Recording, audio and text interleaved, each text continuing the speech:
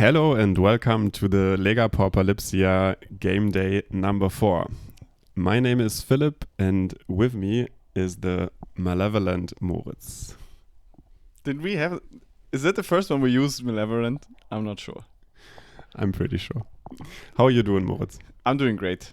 So happy to be here to cast this with you again because, spoiler alert, this is coming up like the game day was 2 weeks ago, maybe? Something like that, yes.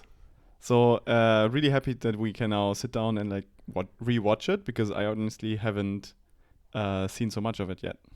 Me neither, as you might guess. And now that I have been gone, how are you looking back to the 4th game day now that we are halfway through the league? I think it was fun as always. This time I mean, it's the third time I think, or like the fourth time. No, it's the third time I brought Jund, but this time in the better configuration. Important. Yes. More creatures. And I didn't lose a single game. Okay. No, match. Yeah, I didn't lose a single match. I went 3-0-2. Wait. Now you're spoiling the results? I mean, I will not be on the camera. You will not be on the camera. Yeah. So okay. But it was close, maybe. I mean, I went undefeated. It was quite fun. All the people were quite chill, as always. Great vibes. And yeah, even though I was playing at the higher tables this time, I haven't been paying much attention to table 1. So this is all like also new to me. Okay. I'm looking forward to see what happened in the beautiful Pögehaus in my absence. Looking forward to be back on game day 5. And let's jump right in, right? Let's jump right in. I mean, you see the overlay. This is going to be a fun one because this is Magic the Gathering. We have Slivers. This is match 1, of course. So all the people are 0-0.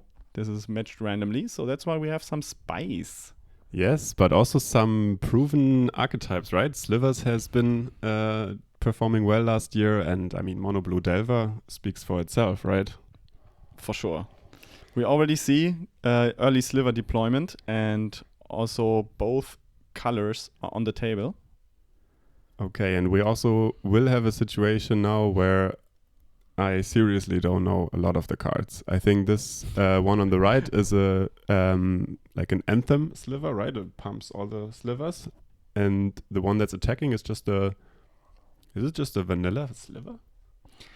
Does this exist? I'm pulling up the deck list right now okay, because, you know, why guess? So the first sliver on the table is the Virulent Sliver. It's all slivers have poisonous 1, and it's a 1/1. Okay, so we have Giannis has already been dealing 2 toxic damage and has 4 power on the board, 2 lands in hand, which is I think still at least decent for this archetype, and now already a second Anthem Sliver. So now they have 9 power on the board. Yeah, these are the lords. So the second lord got countered from the Delver player because you cannot afford really that. But in the end, like, there are poisonous counters being dealt here, so the damage is not even that relevant. Because they only deal 1 poison. Yeah, they have poison 1, so I think it's now the 3rd poison counter, probably. I'm not even sure if they... No, but isn't poison the mechanic where they deal all the... Yeah. It gains 1 poison counter. Oh, really? Yeah. Okay. I've played Toxic with the Phyrexia cards, like the OG Phyrexia, and there, if you pump a creature to 5, it deals 5 Toxic. Okay. No, this is poisonous 1. Okay. So I wonder what can Mono Blue do here, because I mean, you know, you can play a Delver to jump, or you can play a Terror to block. I mean, blocking with a Terror here is really nice because suddenly, like, there is probably a sliver that gives Menace or something. I'm not even sure. Let's go through them. Such professional casters. So there is a sliver. Another sliver has hit the battlefield. Can you look at the white one? The toughness gets boosted. Mm-hmm. Okay. So this is not really that relevant right now.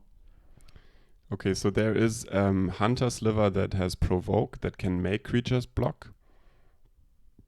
Oh for my god, evasion. Phil, look at the battlefield.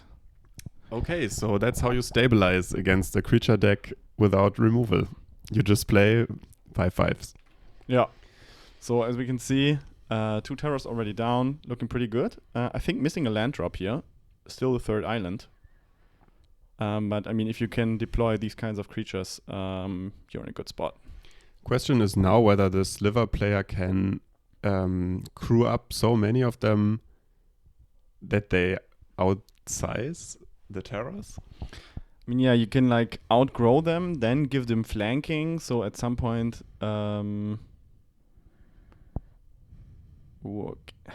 Provoke is sick. Yeah, provoke is also sick. In I don't know if this goes around War, to be honest. Have target defending player. No, have target defending player. So Provoke is a old mechanic from Onslaught or whatever that set is. When a Sliver attacks, its controller may have target creature defending player controls untap and block it if able. Okay, so this does not go around Ward. Plus Giannis. Okay, Giannis now has access to red mana, I think, with that land.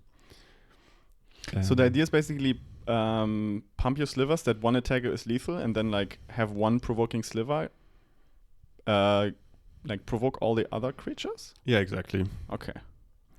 It's also a line that Gruul can do, but it's not called provoke there, but yeah, something else. Can you decipher the life total from the block? I see 14 to 5, assuming that Giannis is on 5. Giannis is probably on 5. He didn't block the 2 terrors. And so I was wondering whether combat is really difficult by now, because if Giannis has all 3/3s, then you can never really attack with 5/5s. What an insane Delver start, no? Yeah, I mean 5th terror in a row. This is with insane. 1 card in hand. Yeah, I mean Sleep of the Dead might also come clutch here, but I think you outsize and outnumber the Slivers. Okay. Outnumbering the Slivers. Yeah. Come on. Yeah, this is game 1. Okay. So Giannis was on the play and will be on the play again in game 2.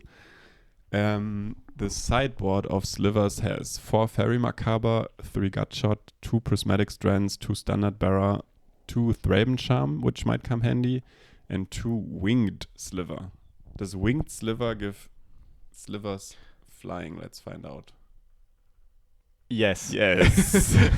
It's blue mana, all Slivers gain flying. Okay, so you might actually bring this in, right? I guess so, yeah, but I think it's probably not in the main because it's blue and you don't really play blue, so it's only situational. Usually on the ground you're fine. But yeah, you definitely bring this in. Like you fly over the terrace, come on. But how does this mana work? There are some Slivers that give Slivers the ability, like Birds of Paradise ability, and 2 Holdout Settlement, so lands that can tap for colored mana. So yeah, I think you bring that in. And Strands you could use. Also, Strands is also good, yeah. Thraben Charm is also good. Yeah, Thraben Charm is amazing. Strands is good. I mean, Gutshot, no. Macabre, no. Standard Bearer, no. Yeah, but flying, Thraben Charm, and Prismatic Strands pretty decent. And on the Terror side, I bet they don't have too much against Slivers up their sleeves. Maybe they have Murmuring Mystic in the sideboard, but it's a bit slow maybe.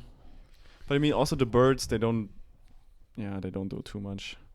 I can pull up the deck list if you want. Okay, so game 1 for the Terror deck, playing 5 snakes was enough. No. Sideboard has nothing. It's all focused on other decks. I mean, maybe you can... Gutshot? Gutshot, yeah. Gutshot turn 1 can save you from... the first Sliver or even maybe the first Pump Sliver. But I don't know. I mean, I think you bring in Gutshot just as any way to have a removal plus cheaply bring stuff into your bin. And also you need to board out this spell probably. So maybe actually you have to take in 2 Gutshots. I mean, there's a charge to dispel, but I don't think you want to dispel that. And they don't really know about this, probably. Yeah, but you might bring it in for the Thraben Charms, no? Yeah, but But even then, it's too situational. Yeah, I mean, come on. Playing against Slivers, I would bring in stuff against creatures and against sorceries, because, I mean, you cannot allow the lead the Stampedes to resolve. I think that's super relevant, but Yeah. I don't know if you prepare against instants. I think both kept a healthy 7. Ponder, turn 1, classic. Let's see if they... Sleep of the Dead. That's sick. Let's see if they're looking for lands. And if they want to put it on top. I don't know their hand. Yeah, this looks pretty decent. I think they need a land, right? Yeah, and they have Lorien in hand, so they can shape the rest of the... Ooh. Do That's they nice. also have Thought Scour or something in hand? Because then they could also mill the Sleep of the Dead. yeah. That would be great, yeah. Use I'm not it later. sure. Yeah, that would be awesome, but I'm not sure. Like, no turn 1 Sliver here from Giannis. So this would actually be the nice gutshot Ooh, position. yeah, gutshotting this would be like, ooh. But that's Gutshotting really the good. Lord. It's good for Delver, because now they can pass the turn with counterspell, and Yes. only one Sliver got through, not Yes. 2. That's quite something. And it's also a Sliver that only hits for 2. So This is all the Slivers get flanking. +1. You can't gutshot that. Are we stupid? True. It doesn't work. It even buffs itself. It's Yeah. too good of a card. The Slivers just say haha to you. They now Flanking have is flanking. also insane. I remember playing once against this deck, and flanking was one of the bigger problems, I would say. But against 5/5 terrors, nah. Yeah, not yet, but you always think of, like, flanking says whenever a creature without flanking blocks a Sliver, the blocking creature gets -1/-1. So it's only good on offense, but whatever blocks, also if you have double blocking, multiple blocking, everything shrinks. And yeah, -1/-1 is not nothing. Okay, so there's like 2 Lorients, a terror in hand, counterspell, brainstorm. So pretty reactive, I would say. Nothing like, I think there's no Thought Scour or something. So I think you keep the Ponder definitely, because you're searching for like things that actually advance your game plan. Yeah, I think the Sleep had to go, right? Or did he? I'm not sure. Yeah, putting out an island. I'm surprised they brainstorm after the Ponder, to be honest. Not like shuffle away and then brainstorm. I mean, they also have 1 additional brainstorm in hand. I think they're just brainstorm heavy. Okay. So they maybe wanted to like see 1 more extra card. Now that and already like they have to get stuff into the bin. True. Yeah, and I was wondering already game 1, like, what does the blue deck do once these creatures resolve?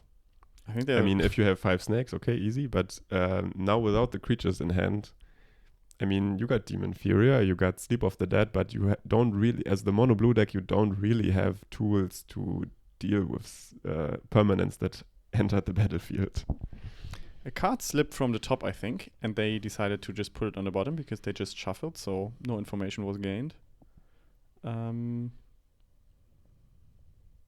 Clearing up the confusing game state with a nod. Yeah, sure. Just put it away. So probably you ponder and you're looking for what exactly? Ooh, threats. Ooh. And they bought Gutshot it is too in late. Gutshot. No, yeah, but it's too late now. That has to go. But you can... Ooh. I mean, you put... I mean, Gutshot in this scenario is... it's a bit weird, but it's 0 mana, make 1 mana for your terror.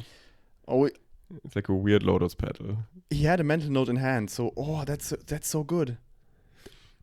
You can deem now even, no? No, how many cards did he draw?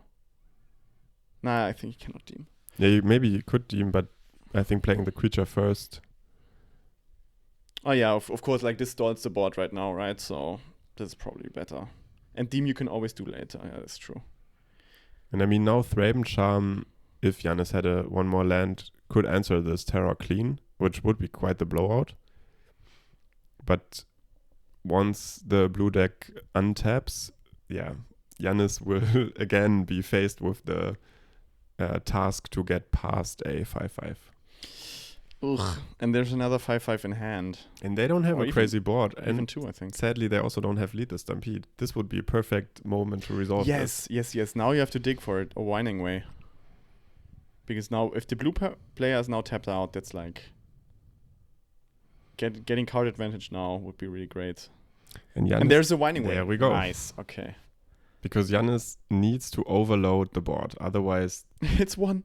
Oh no. It's only a single hit. Yeah. It's only a single hit, but otherwise, if Giannis had drawn these 4 cards, there was also no way to win this game. And another pretty good Sliver. So now Slivers Another are Lord, right? Yeah. They're at 3/3 now. So this helps, I think. Yeah, already. 3/3 with flanking already. So that's like only one more Lord and it trades with the Terror. Exactly. Yeah, and also blocking, you trade 1 for 1. But in this scenario, still you lose a Lord, which is blowout. But you can start now to deal with this in combat. What really sucks for the Terror player is that you cannot really like freely attack so much because 2 more Lords and the backswing is tremendous. So in theory, there's even, I don't know if the person knows this, but there's even we said the Sliver that gives flying. So not countering that is also almost GG. Yeah, I'm looking forward to the flying. I want to see flying provoke. Like he has so many threats in hand, but he decides to leave 2 mana open. Yeah. And now Giannis is like, 2 mana. So he cannot play his most valuable Sliver, I think. Like the flying Sliver, for example, like he just can't. But at least he has 4 lands, so he can double spell. So he can bait with something. And this is like 1 mana 3/3 right now. So if this resolves, this is good. Like, this is the one that gives poisonous. Dude, they all also look the same. Yeah, I find the deck super confusing. And also this poisonous mechanic that's different than the toxic that I know.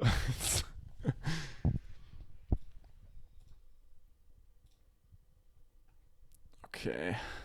But with the poisonous, they deal damage and they get the counter? Or... Yes. Both. Really, both.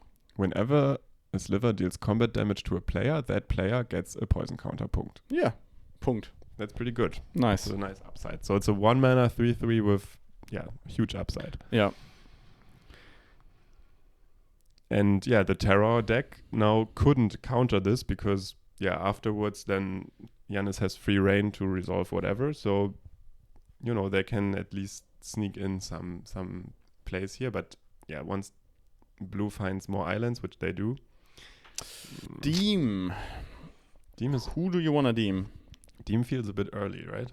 But I don't know. I mean, if you deem a Lord, that's...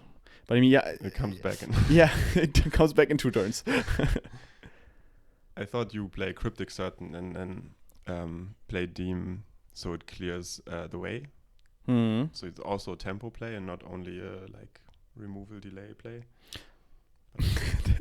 Maybe they're afraid of this Lord Sliver.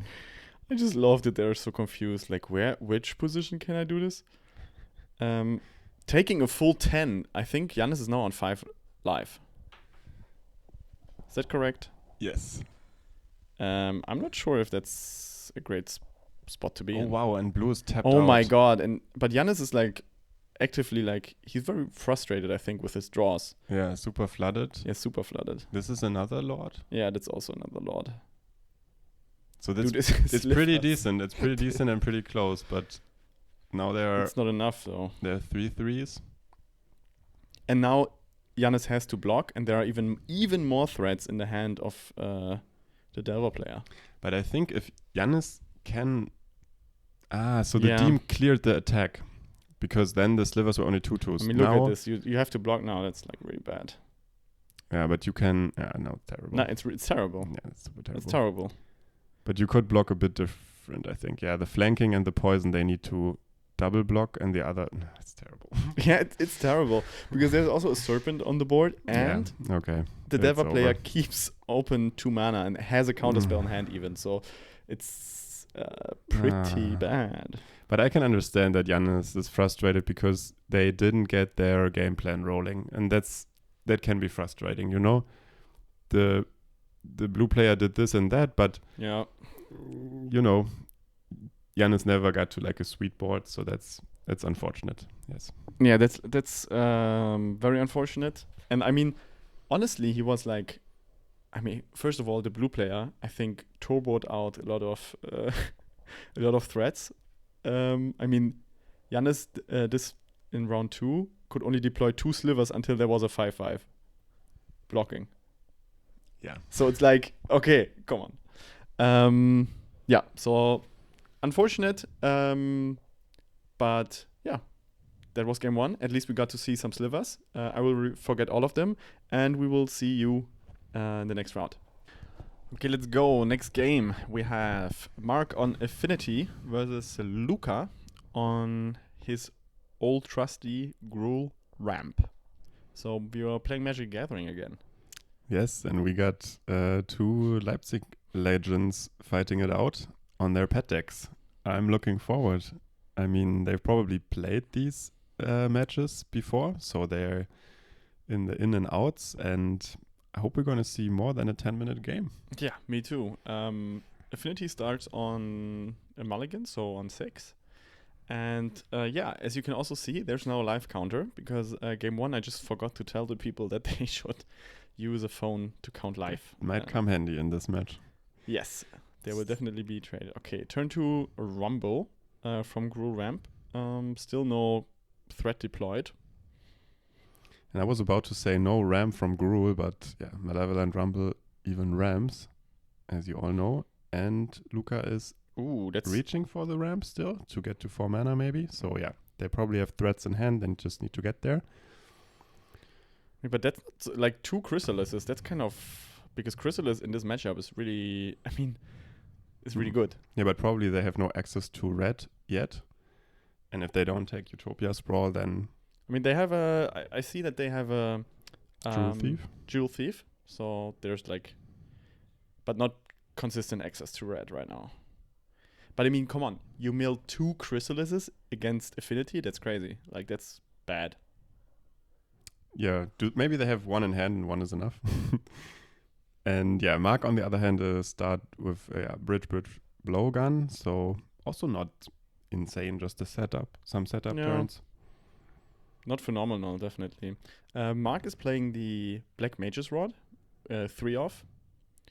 So probably they will the game plan is then to, of course, like the Enforcers and the refurbished familiars and all that stuff, but the pings of the Black Mage's Rods actually really add up.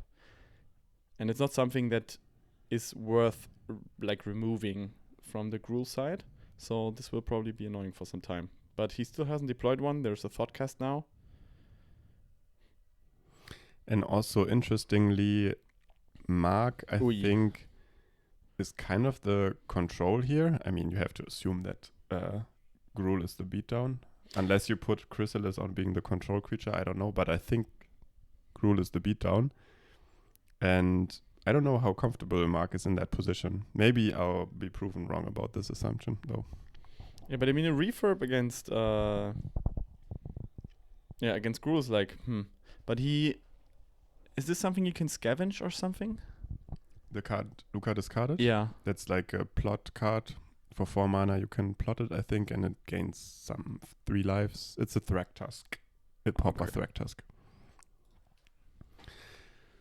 No, but Luca, if Luca just plays his deck, he's quicker at killing than is Grixis. That should be the case. So if they're racing, like you were mentioning Black Mage's Rod, mm-hmm. I think that if they're just racing, then Luca should be up front, at least, especially with Trample. Trample is quite hard to handle for Affinity, and That's if there's true. 1 Chrysalis, these refurbs deal no damage. And then Mark has to defend with Galvanic Blasts as removal spells. And Kraglan Shaman, of course. KCS is insane. They play KCS and 2 Toxin. So that's... and Blowgun, of course. And their Blowgun is already deployed. So you only are missing a Krag from having access to sweeps. Okay, so that's how Grixis plays the control game here. I guess so. And then outvalue Gruul. I mean, that's assumptions only. I have never seen this match, to be honest. Yeah, me neither. So, okay, swings in. Puts Luca on 18 right now. And of course, here are my 0 mana 4/4s. They are so nice looking. Aren't The they? altar is insane. Altar is insane. The other one is the LPI stamped, I think. Is this FNM, Friday Night Magic? Isn't that like some promo? Yes, but it has been turned into an LPL. Yeah. Oh, sorry, yeah, of course. Okay, Luca, on the other hand, they discarded their 5-drop and they decided against taking the Chrysalis in hand. Now they have 5 mana floating around and a treasure, 6 mana. What do you make of this? What's in Luca's hand? 6 mana, so I mean he got rid of 2 Chrysalises, which is sad, but You think he regrets it by now? I mean, but if you really needed the ramp, then then you have to take it. And Luca is like really, really good on this deck, so I will trust whatever he does way more than what I can see. So what's in the hand then? Like, what's better than the Chrysalis and this big creature? I mean, I think it's kind of a bummer that you like. There's Avenging Hunter, of course, which in this matchup can come in quite handy, but it's a bummer that there's already a flyer on the board and like now 2 4/4s. Yep. If you had like a ramp through or something, you could at least like just, I guess, deploy maybe the emblem and then remove the flyer. But with this board state, you're maybe looking at large Hydras, Chrysalises, and Banner Heights maybe. Yeah, and Luca is running there's 4 the ram emblem, through. okay. Oh, and they're slamming the Hunter. That's- So they're preparing to have it switch back and forth because they're gonna lose it to the refurb now, the initiative. But Mark has Galvanic Blast, which can deal with the Hunter. So Yeah, they have Galvanic Blast, and I don't know, maybe Luca has, because he has access to at least 2 mana. So there is the possibility of a ramp through, which could also come in handy. Because but still. no, but I mean, this is kind of. I have the feeling this is asking for trouble because refurb is. You mean the ram through to answer the refurb. Yes, and then on the ground you're not large enough right now. But you already have to. But then you can swing on the swing back. Maybe you get it back. So I don't know. Also tough against 2 enforcers, so it's definitely a risky line. I think Luca thought about it for a moment because things can go wrong here, like a lot. Like if now a Krag, okay, at least you got the ram through.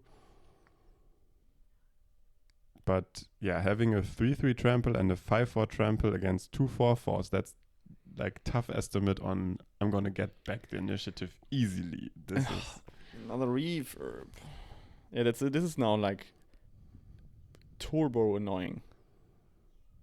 Yeah, and once the Gallblast deals with this Hunter, this initiative is not gonna come back.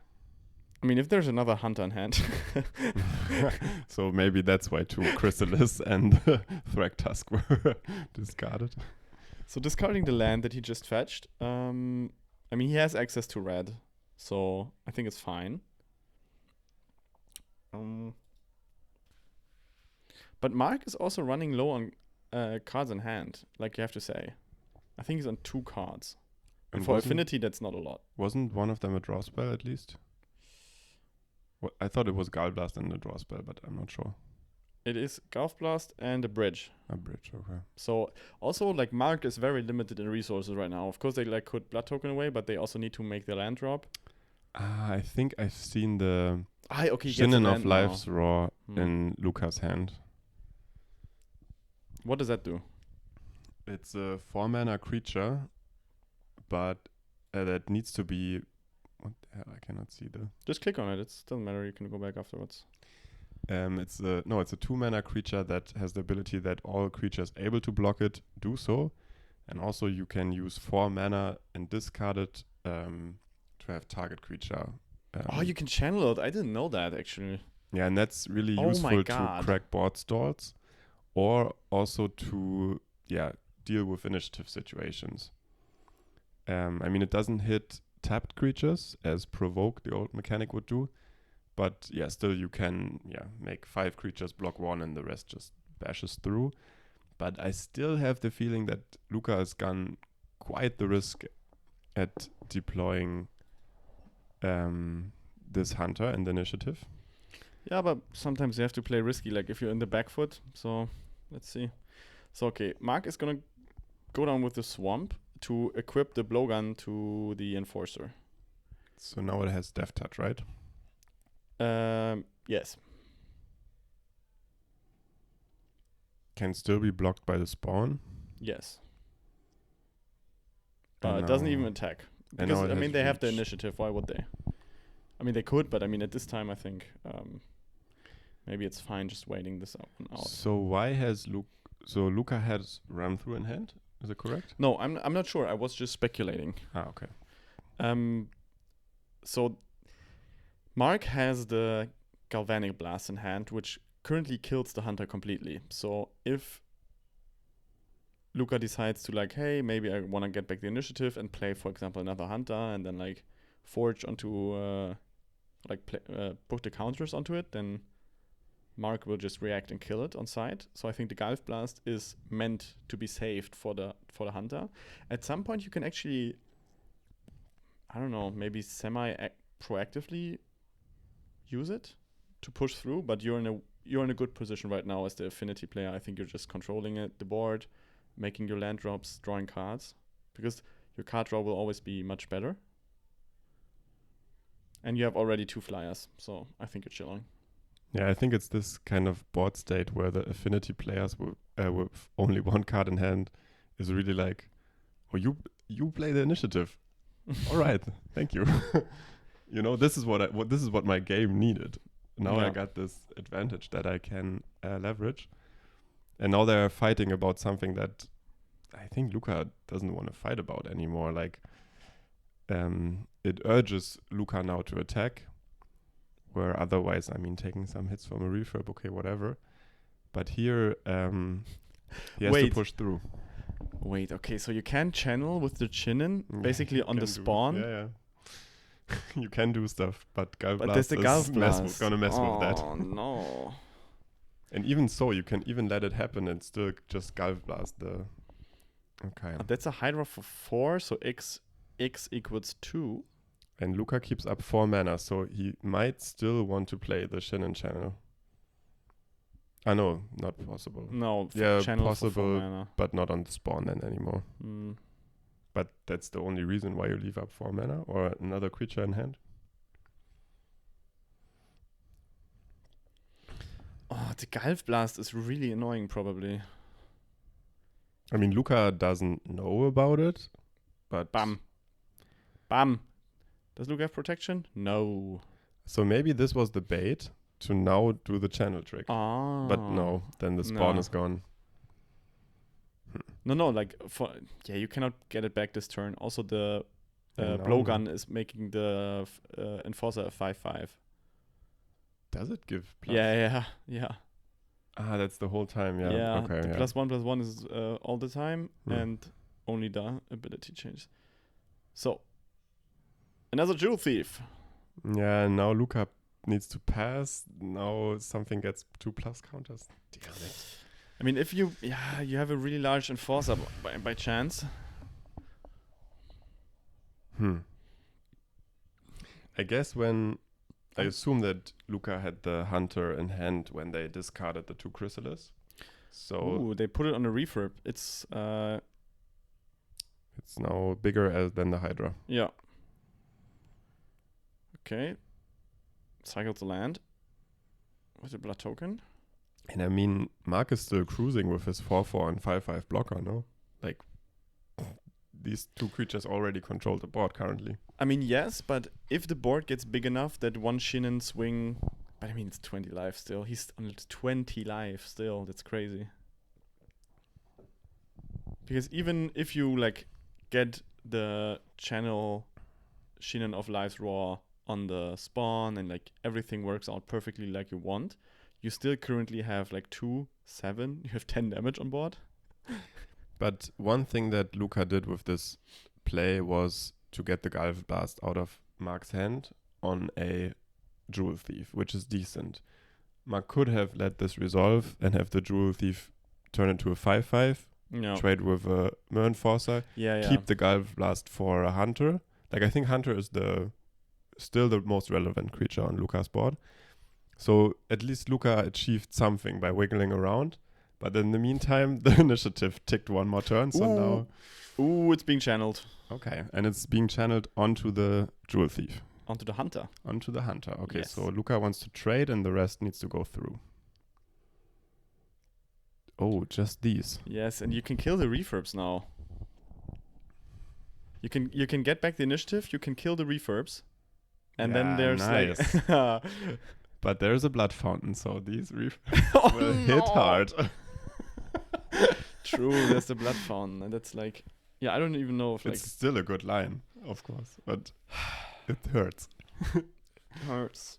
Okay, but that's good. Now Luca got the initiative, put 2+ counter on the Jewel Thief, and now has a lot of good blockers for the current board.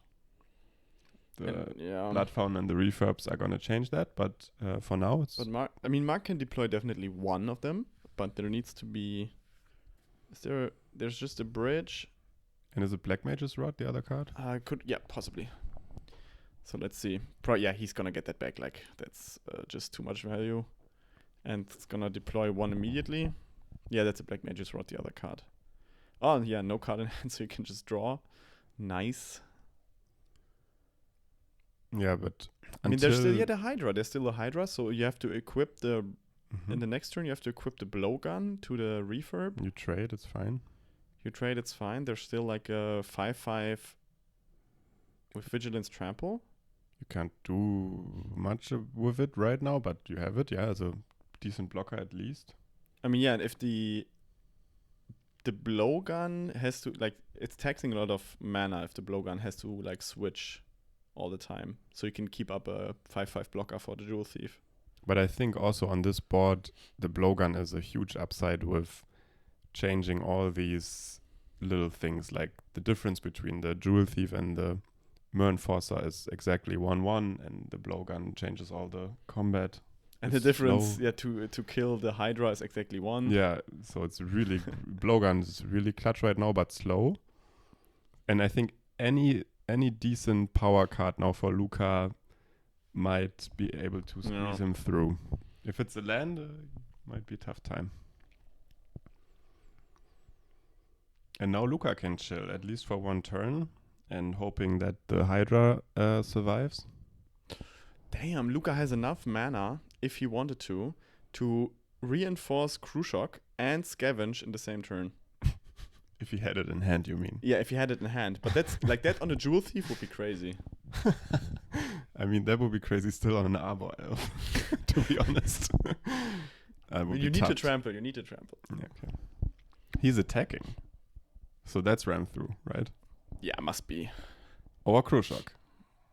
But the Not second enough. ability of Crucial is only sorcery, so the Scavenge is only sorcery. He's trading them. He's trading, yeah. Why? We don't know what's in his hand.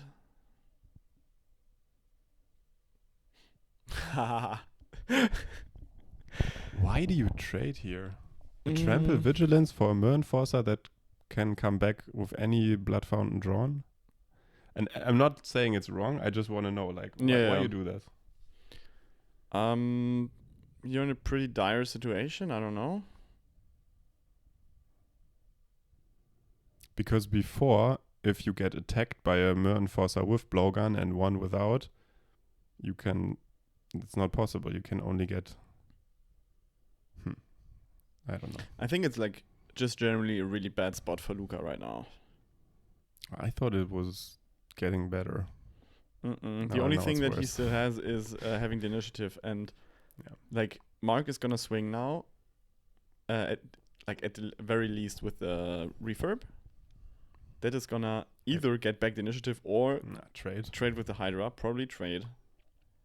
And then Luca and then still there's an has Arbor Elf on board and no cards in hand. Yeah, I think last turn Luca needed to hit some juice. Maybe hitting juice now is already too late, but who knows? He draws an extra card with the initiative. So next turn he has 2 draws. If this block works. But even, I mean, what would be the most insane draw? I don't know. Maybe the Gruul Shock? I don't even know. But even then, the blowgun is so good. Ah, yeah, Hydra, of course. Hydra or a draw spell. I mean, he's running draw spells, right? He must. But is he playing the big draw spells? No, he's only playing Rumble. Okay, so he swing with both, and now Luca is looking at 0 cards in hand, 1 Arbor Elf on board. So yeah, probably the Hydra would be the best draw right now. And Chrysalis would also stabilize this board, the current board. 2 draws. I mean, Luca is in this. It's scary, but Malevolent Rumble. Let's see. Yes. Okay, let's go. Okay, here we go. Let's go. Make that a Hydra. Come on. What we got? Make that a Hydra and put a Gruul Shock in the bin. Come on. 2 Gruul Shocks. 2 Gruul Shocks. And a Hydra! Okay, this is like the best you could have gotten. Oh my goodness. Yo. And Luca has still 2 creatures to use the Gruul Shock ability. Really profitable. Oh and my Mark God. has cracked his spell bomb, right? Yes, he did. Oh yes. Okay, so that's insane now. That's almost the best hit you could have asked for. Yeah. Oh. I mean, but what do you do now? You play a Reacher, right? You have to play a Reacher first. So he has to play the Hydra. And a small Hydra on a spawn is good enough, right? Yeah.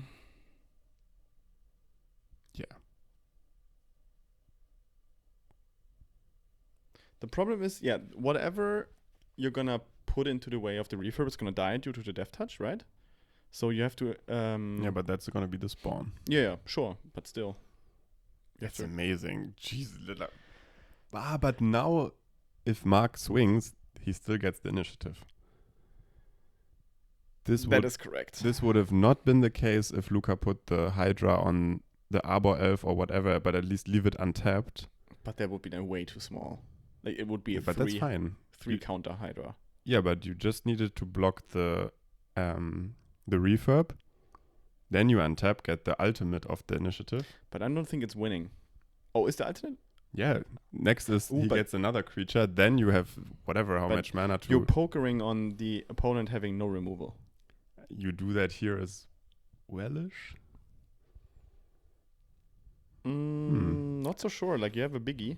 I mean, I think I would have played to try and keep the initiative and just buy time to deploy these Gruul Shocks from the grave. Mm-hmm. I think Luca is just thinking about because on the backswing, if your Hydra doesn't die, you also get the initiative back, and then you're also having the ultimate. So if you have a trample creature that is like 6 power big right now, and you have 2 Gruul Shocks that you can scavenge next turn. That's true, yeah. Only a cast down can kill it, and there is no cast down in the Affinity decklist. Okay, so you take the... now you don't even need to take the death touch hit. Yeah, exactly. You can just let it go through. Yes.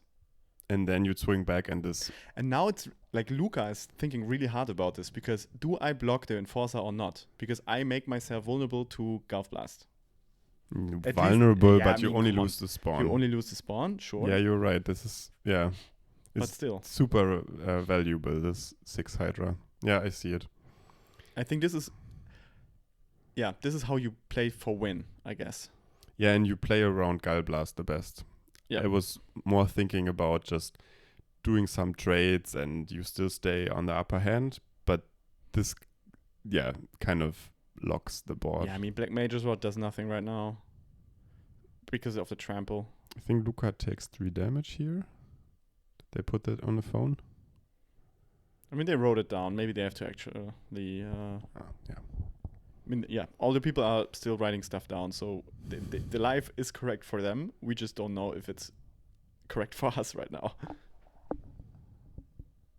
So then, wait, which is first, the card draw or the trap? I think Luca is actually on 8. Like on the block of Mark. The trap and the 3 damage from the refurb. Okay, so 8 is also scary against... 8 is very scary because you have already 3 in the air right now. You have a Black Mage's Rod that pings, so that's down to like 3, they're down to 5. You have no blocker for that right now. Re-equip.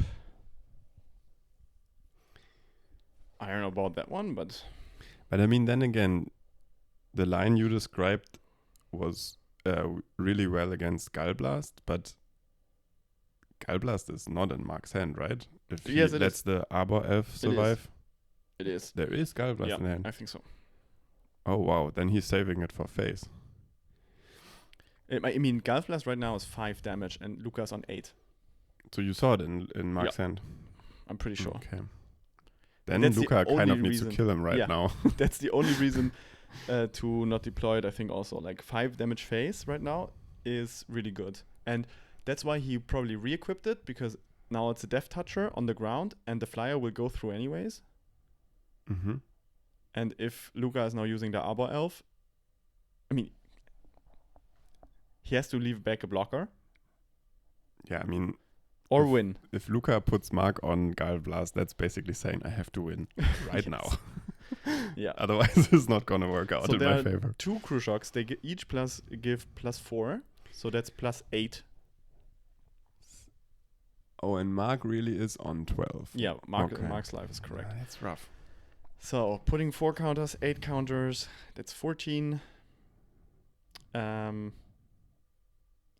why he equipped the thing. Because he has the trample damage is lethal otherwise with 2 Crew Shocks. Like it's 8 from the Crew Shock. But you cannot pay so much mana to do double Crew Shock. Wait, how much is one Crew Shock? 7. It's 7. Yeah, I mean, come on. It's just +4. Just +4 from the graveyard. Yeah, exactly. It's this. It's 7 mana. Why is this not showing the card? You just have to click on it. You literally click on the name. Oh. Technical difficulties. Okay, yeah, it's 7 mana. Oh my god. Yeah, All the but I time mean- I thought it was like maybe 5. Do you know the mechanic flashback? The cards usually cost like 3 mana more on flashback, right? It's But this like makes that it so here. more difficult. Oh. Yeah, of course. That's why I said you need time to deploy this shit. Yeah, that's true. Okay, blocking. No Death Touch, only reach. So.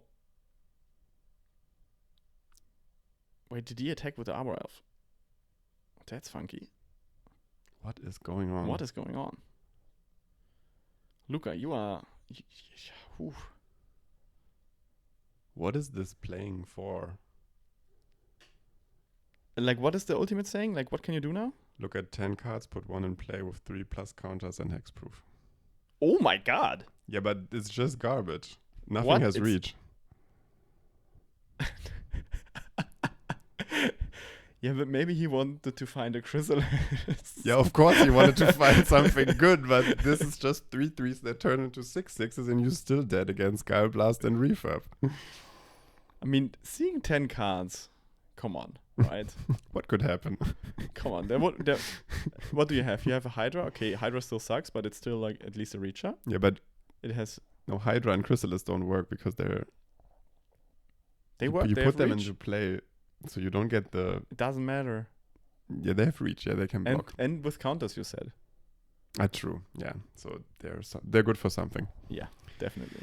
So we get a Jewel Thief with plus counters, but if Mark re-equips his blowgun, Luca. that's 3 damage from the refurb. Luca doesn't know Gallblast. it yet. Luca doesn't know it yet, but he's so dead.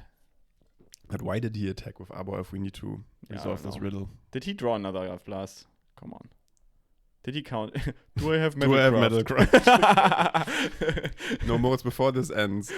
Why the attack with Arbor Elf? Tell me. Sending a message. Must be about sending a message. Yeah. Re-equip. 3 damage in the air. 1 Gulf Blast is enough to seal the deal. And there's only 1 mana available. No, that's 1 Gulf Blast and Fanatical Offering. Before combat, that's also. Yeah, Luca goes to 3. I mean, if he has 2 Gall Blasts. Oh my god, what an insane Gulf Blast. It just dealt like 13 damage. When Mark is at why is Mark? Oh, he's sacking. Yes. Oh, wait. Luca. Wait. Next level usage of Eldrazi's spawn. Perfect. Untapping the Hydra. Love it. You get rid of the tapped creatures. The Hydra re-enters. And it's untapped.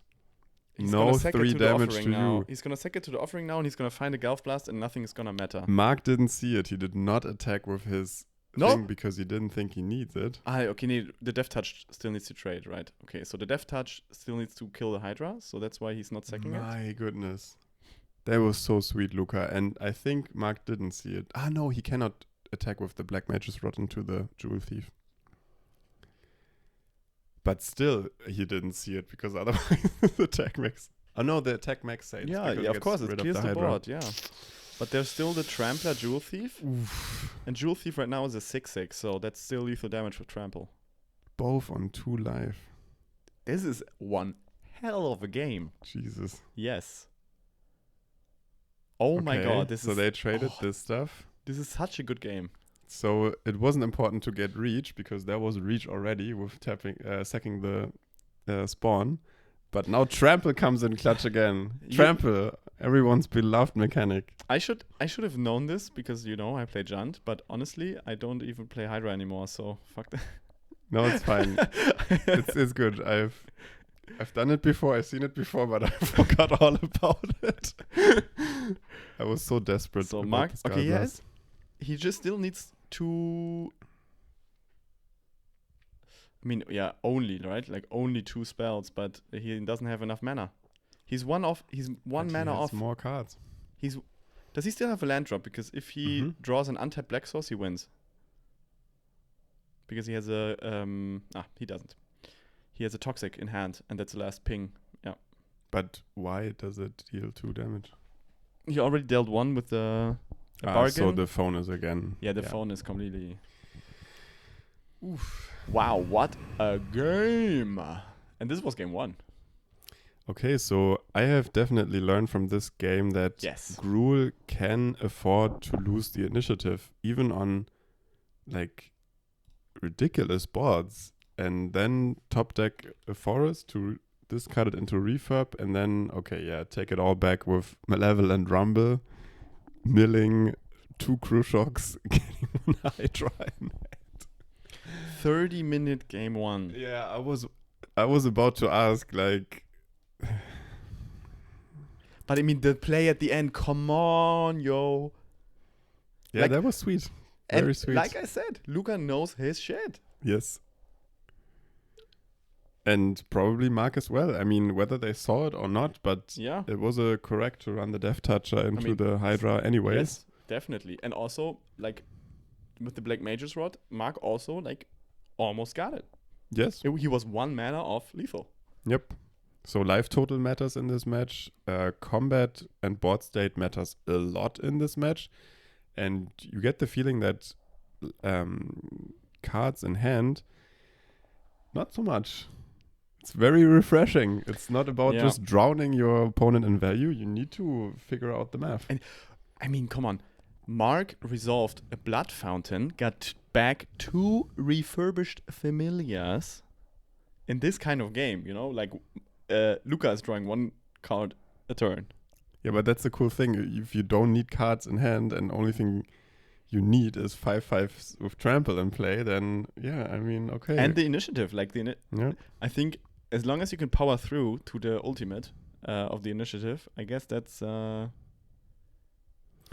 And also Luca's decision to get the Utopia Sprawl, which that's like a really disciplined decision. If you also see a Chrysalis that you could cast off your 3 forest 1 Jewel Thief, it showed to prove right, because he used this mana almost every turn, and then he kept the first Eldrazi spawn, I think, alive for 5 turns.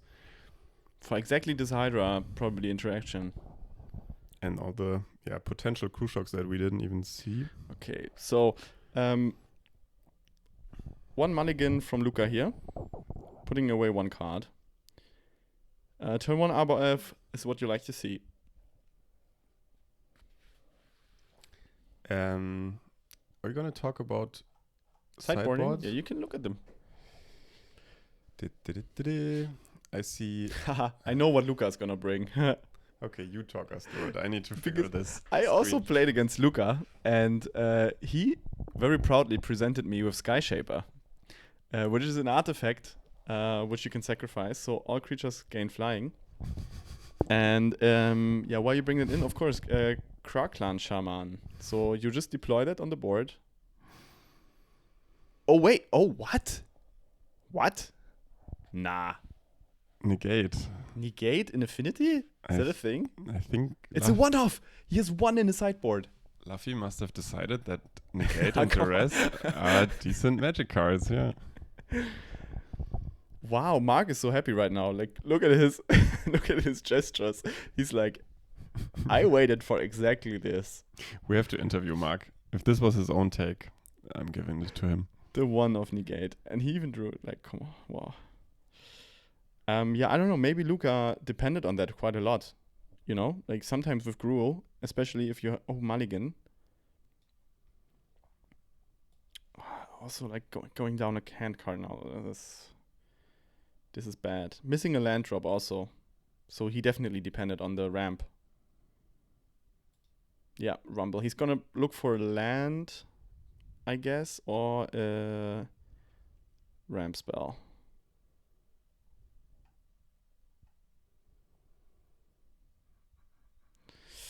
Oof.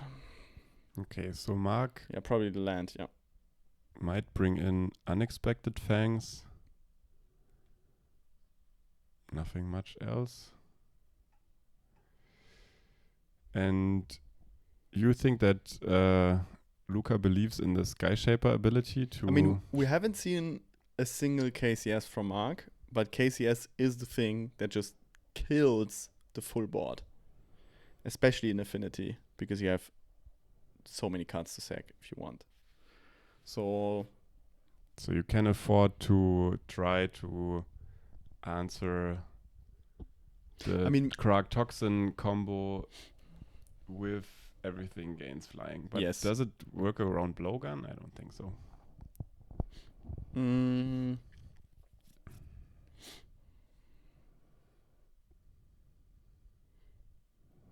I mean, sometimes it's still not even like if you resolve the Death Touch first on your KCS, then every single damage is lethal. Yeah, but you sacrifice the artifact in response to Toxin. That's the idea, I think.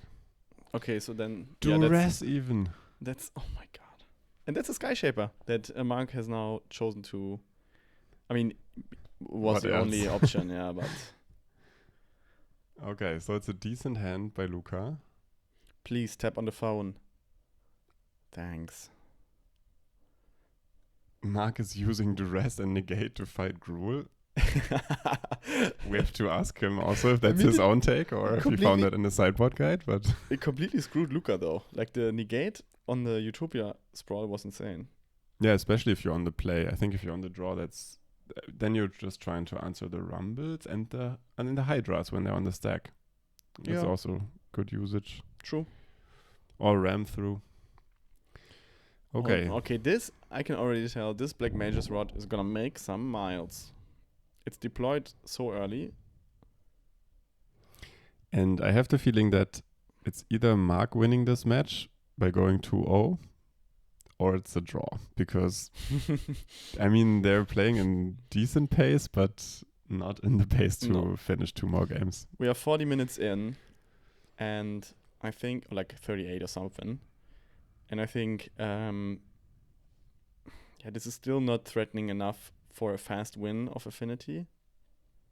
But I mean, it's like decent board development, but also Luca has more creatures in hand. I mean, I think they are enjoying themselves. From what you can see, they're showing each other the cards they had in hand. They're probably discussing the board states, something like that, and it's sweet game. So yeah, but yeah, maybe they lost track of where they want to push this match to. There's exactly one Heritage Reclamation in the sideboard of Gruul. So other than that, there's no artifact hate. Not playing like any cast into fire. I think from what I remember from last year's meta, like before Glee established as the best deck, Gruul was really high up. And Gruul, I think, was the Affinity beater at that time. Mark sacking a land here to draw 2 with the bargain. So life total he doesn't care about currently. Okay, this is another rod. No, a Cryogen Relic. Cryogen Relic. It's also a one-off, I think. Yeah. Interesting choice by Mark. Because the blue mana, you know. But I mean, yeah, you can like stun the Arbor Elf. I guess. But you cannot profitably stun the Eldrazi spawn where the Hydra is on. That's true. No, but I think that from the state of the game, I think the old Gruul was pretty good against the old Affinity. Mark has only lands in hand, I think. Until Affinity came up with the Kraglan Shaman tricks. Yeah. And the Toxin. And Blowgun, I guess. And now also the Blowgun. So Affinity has got like 2 more good tools to make this match at least equal. And we have not seen a single Writhing Chrysalis on the board, which also probably helps. They have been milled like crazy. Okay. I mean, they're thinking really hard about it.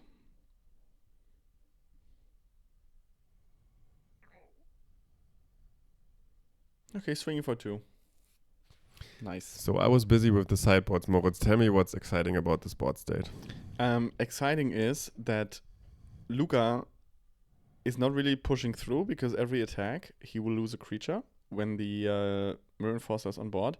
Luca doesn't have a lot of mana, so there's only 3 mana available, with 1 being a treasure.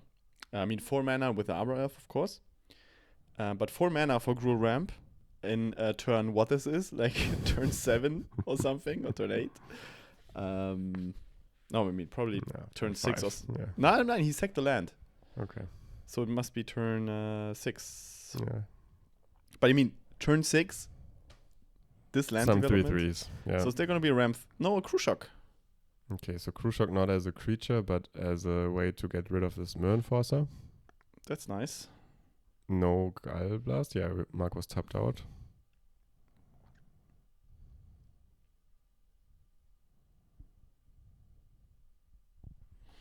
Okay.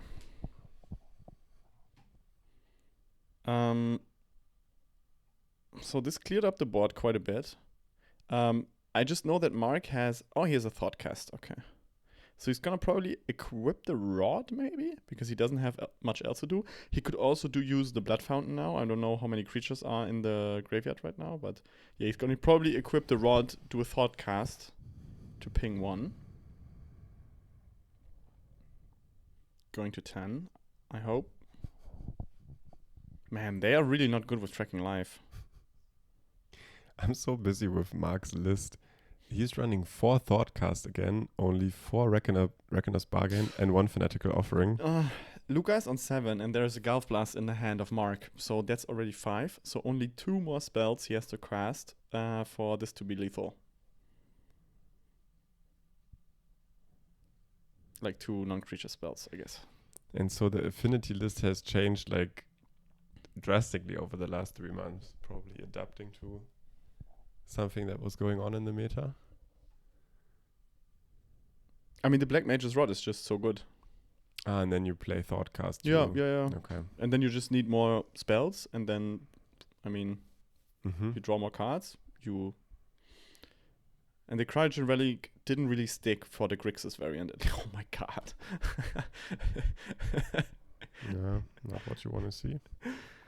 Yeah, that is not gonna block the refurb, for sure. It's so ridiculous that Malevolent Rumble always still gives you a creature.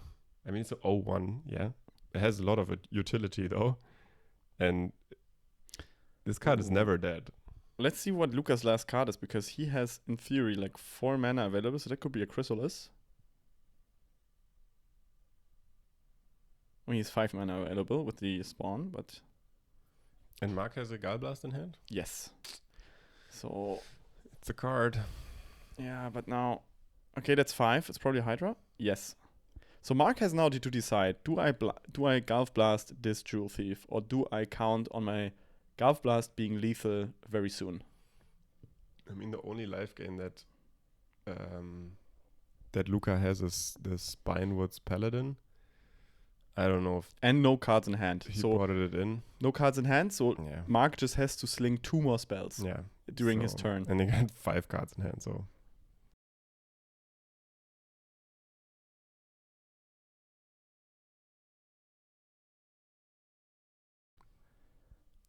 You probably just try to ping them dead, right? Yes, I think so. Okay, another rod that already pings, I think. Yeah.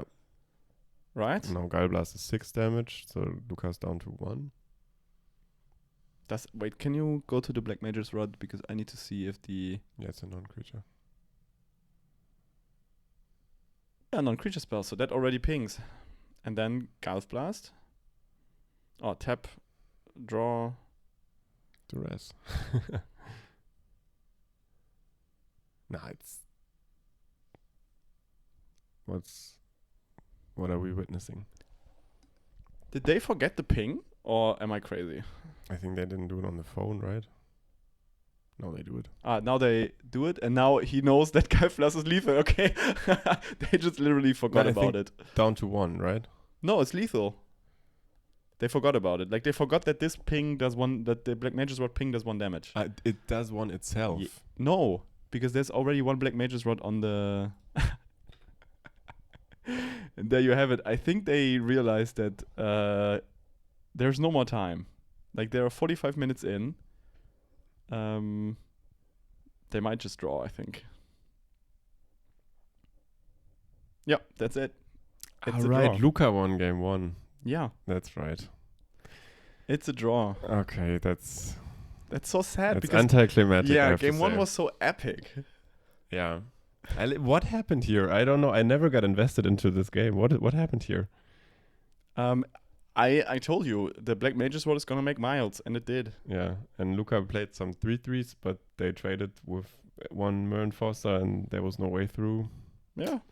No emblem, no nothing. No emblem, no Hydra, no Chrysalis. Yeah. Okay, that's life. Game 1 was way more exciting, but at least, they got to like fight it out.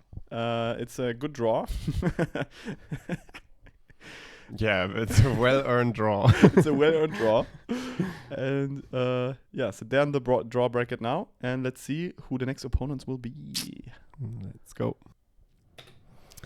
Welcome back to the 3rd round, and here we have on 2-0 score Milan with Mono Blue Fae playing against Felix on Spy combo, and this is not only Leipzig legends battling it out, this is Orga people legends fighting it out. We have Felix, co-initiator of the Pauper League, and Milan, I mean, he's the godfather of Pauper to the people, right? He is El Boss? El Bosso? No, yeah, he is. They are both legends. And I'm just so happy that we can see them here on the top table right now. Yes. Already a bummer because Felix has to go down to 4 cards. And he can show them. And he can even show them to the camera. Okay, so Spy's showing off. And Spy is going to take some shortcuts here. Like, I'm going to fetch a land, I'm going to play the petal, I'm going to play the battlement.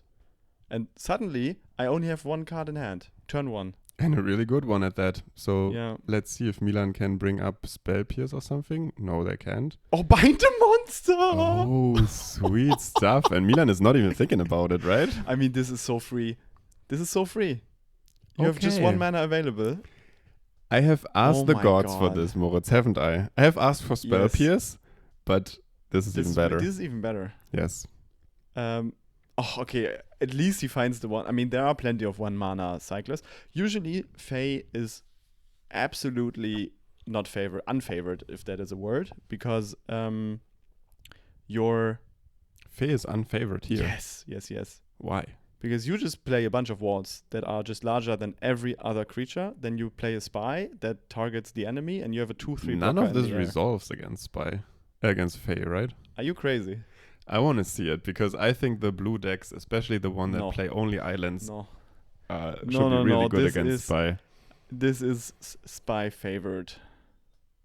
Okay, you say that from experience or from Both. data or from... I know. No, I don't have the data. I think still, honestly, good Pauper data is still not so well accessible. I think like there are like MTG decks and stuff, but No, I mean not data, but like seen it on a video, seen someone... no, it's just by gut feeling and some play testing, of course. Spell Pierce. So he gets the ninja rolling. Like Felix does have a Winding Way, which he probably can never cast. Because Spell Pierce is a good card here, right? I mean, Spell Pierce is a good card, yes, but also Felix mult down to 4. No Spell Stutter, so no Sago is ever gonna get a land. I mean, seriously. Like... The deck has basically nothing to defend itself against counter magic. It's crazy that you say that on a really bad mult to 4. Yeah. It's a really bad mult to 4. I'm just happy to see this. And it's the turn 1 bind the monster. Come on, like, that's crazy. That's so... As Spy, honestly, I mean, you have to... I mean, it's game 1, you have time, but you can... You can do the same with Snap. Literally. What do you mean? You can also snap the battlement and then counter it on the way back. Like, it's not like Fae cannot answer a battlement that has resolved otherwise. Dude, it's crazy. You play a Masked Vandal and you play a Masked Vandal that blocks every single creature and half of them favorably. Like, they all fly, dude. They just fly once. There is a Fairy Seer now and nothing is going to resolve. I mean, Spell Starter in hand. Milan, love the deck, you know, but no. I think Spy is... Yeah, now he's Spell Pierced. Okay. Now he has Spell Starter in hand, so the next 2-drop is not going to resolve either. If Milan draws any ninja, he can Spell Starter, then return it to hand. Doesn't matter that some walls block the ninja, but he has Spell Starter in hand again. Well, we don't have to talk about this game anymore because this has been over since turn 1. So let's see how game 2 goes. Okay, and so you think with 7 cards, then Spy gets to overload Fae and the board presence is gonna settle the deal? Yeah. Okay. Like because if you have no card advantage as Fae, at some point you're just, you know. But ninjutsu on a Spell Starter is card advantage already. You draw a card. You can only ninjutsu once. Yes, but card advantage, like a Spell Starter returning to hand, that's a counter spell you draw on. Against Spy, like if you truly develop your board, like if you truly develop mana dogs, or like the mana generators, then you suddenly are casting spells for mana way out of reach for a Spell Starter. Okay, so maybe it's just my dream that decks like you Fae or you Terror can deny the mana of Spy, and maybe I'll be proven wrong. I think for reliably not letting Spy evolve, you need hard removal. Or like, I guess maybe like the Bind the Monster as a soft removal, but you need removal, right? And Fae is not running a lot of removal. Yep. So that's why, like, if you really want to beat Spy, you just play Gardens and you just win. Okay, that there is other decks that beat it, I know, but I believe in the ability of this deck to beat the engine of Spy. Oh, this is so sad. But yeah, but see, presented 2 cards. Milan is out of counters. No counter in hand. But now he draw a ninja. So now he can get the Spell Starter back in hand, and now he can actually counter a Spy with it. Yeah, but I mean, as I said, this game. No, we don't have to talk about this game anymore. It's fine. There's not a single wall was able to block for the whole game. Yeah, okay, that's true. So it's like this small game did not ninja had happen. free reign. Yeah. This game did not happen. And I think Felix has seen enough. Sideboarding. So on the blue side, I see Enal, Bind the Monster, Blue Blast, Dispel, Hydroblast, Steel Sabotage. So I think only bite the monster is useful here, or are you starting to fight stack battles with Dispel? There is no instant speed spell in Spy, I think. That's the new Spy, right? It's Yeah. not Roberto's Spy. No. Roberto's Spy Roberto used to played. run Dispel itself. Oh, that's crazy. You remember game day 1 before everyone played Wall Spy? Roberto played Spy. Not Wall Spy, Spy. Oh, I haven't seen their list at the... I don't remember. No, we commented Damn. against, I think against Tireless Tribe. My No. memory is so bad. Okay, No. against Tyler's No, Tribe, there was even better, against Yufei. It was Oh. against Blue Fairies. But yeah, tough one. How do you remember such things? I don't know. It was a good game, I think. Roberto played really well. But it's also interesting that it comes to mind because it shows, as you claim, the difference between the old spy list that just folds to counter magic, whereas, as you say, the new list does not. I don't believe it yet. No, I I want to don't be think, convinced. But Please, Felix, convince us. definitely the old list Roberto played had lots of trouble against blue fairies. I mean, look at every card in the sideboard. Come on. Inspector, like V2 Inspector. Come on. Reach 1/3. It's not about combat. It's a reach 1/3. But it's not about Every attack, you will lose a Fey. but it's not about combat, the match. Why? How is Yufei winning without combat? I'm not claiming that the ninja part of the deck and attacking and drawing a card is great in this matchup for Yufei, but just the amount of interaction on the stack and the ability to every now and then get a spell starter back in hand to have more of it. I already claim that you will get spell starter back maybe once. Yeah, that's enough. Nah. Nah. No, but every ninja you draw gets back a spell starter. That's crazy. If you play a fairies deck and every spell starter you can resolve, counter a spell, and return it to hand with a ninjutsu, that's insane. Okay, let's see. We have two V2 Inspectors that are Reachers. We have Scattershot Archer Yeah, that's that a is problem. completely blowout. Then, we don't have to talk about all the walls because they just block every single ninja. So the ninja card engine shuts off really quickly. We have Mesmeric Fiend pulling counters, pulling counter spells because you only with Snap you can get rid of it, but then it comes back. It's kind of awkward. Masked Vandals are great blockers, and also exile one ninja. And the Spy will be probably cast ASAP, targeting the enemy, so you just have a 2/3 flying blocker. So you against Fae, you will never play the combo plan. You just play mid-range and win. Oh, okay. Yeah. You don't play for the combo. I think you play for, hey, I have so many walls that you will never connect with me, and I will start swinging with my 5/7 generous ends. Okay, so you're saying resolving a generous end will win this game in a sense. Yeah. Okay.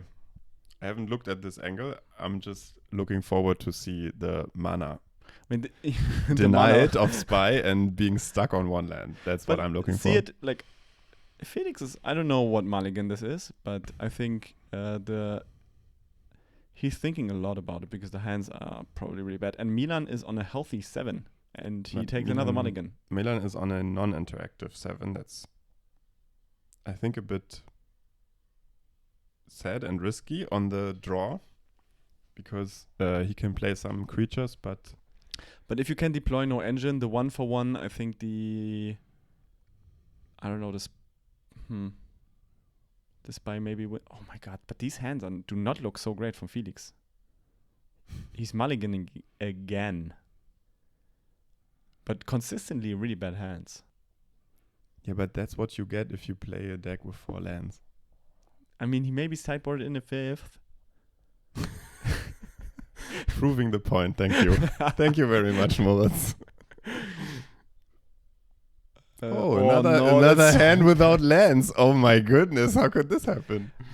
I mean, it would be okay if you get a land grant, because then you have a Sago and you get stuff for start. You have a wall of roots or whatever this wall is. I think you have to keep. Do you have any way to get? Is it a swamp? Do I see a swamp? Oh my god! I want to see Spell Pierce. I just want to see Spell Pierce. If that is a swamp, that's also unfortunate because you cannot play the Sargo Wildling, and he has to take another one. Yeah, I think it was a swamp, maybe, but you cannot play the Sargo, and there was no follow up to like fetch another land. And I wonder if Felix is mulliganing around such thing as a Spell Pierce. But No. It looks like really dire hands, right? No, at this point, you just take anything. Fair. Like, come on.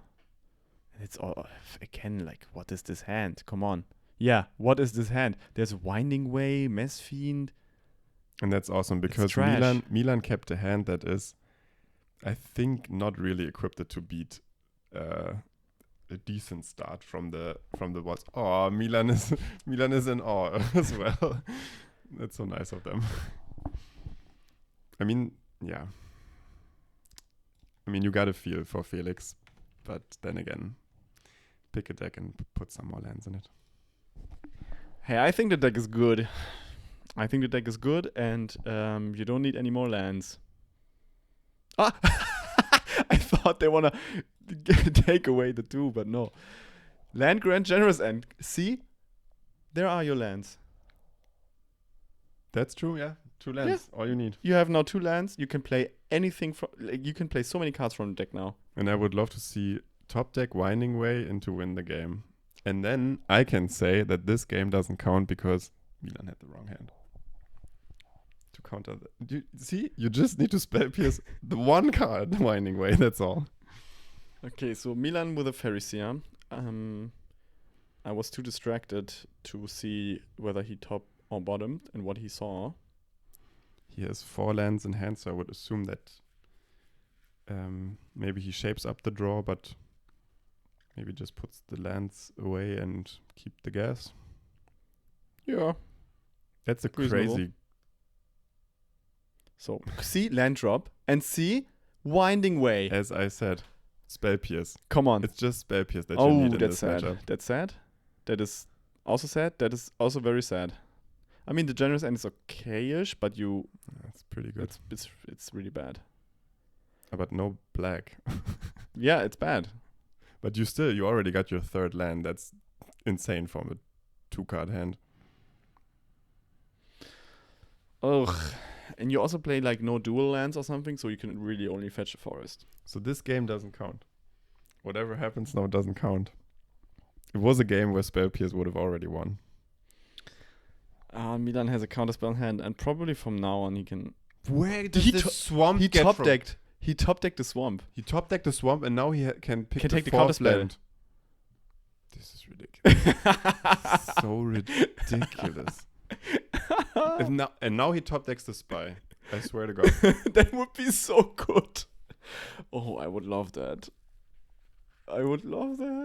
But I think he maybe sideboarded in another land.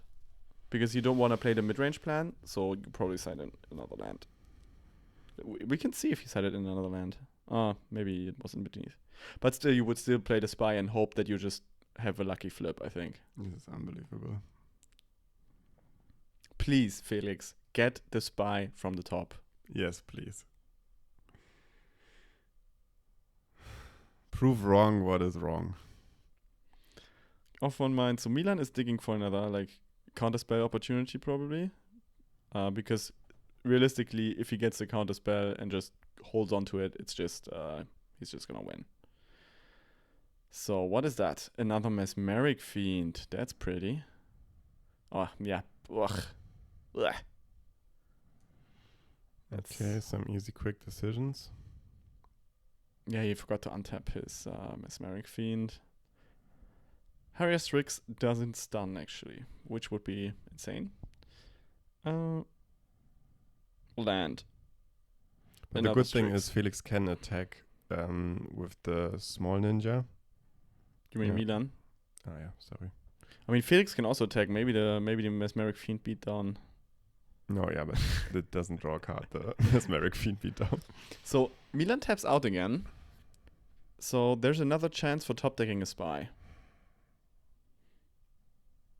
Because It's hard now to there endure. now there are Now even there is a 3 counterspell. creatures. There are 3 creatures on board for me.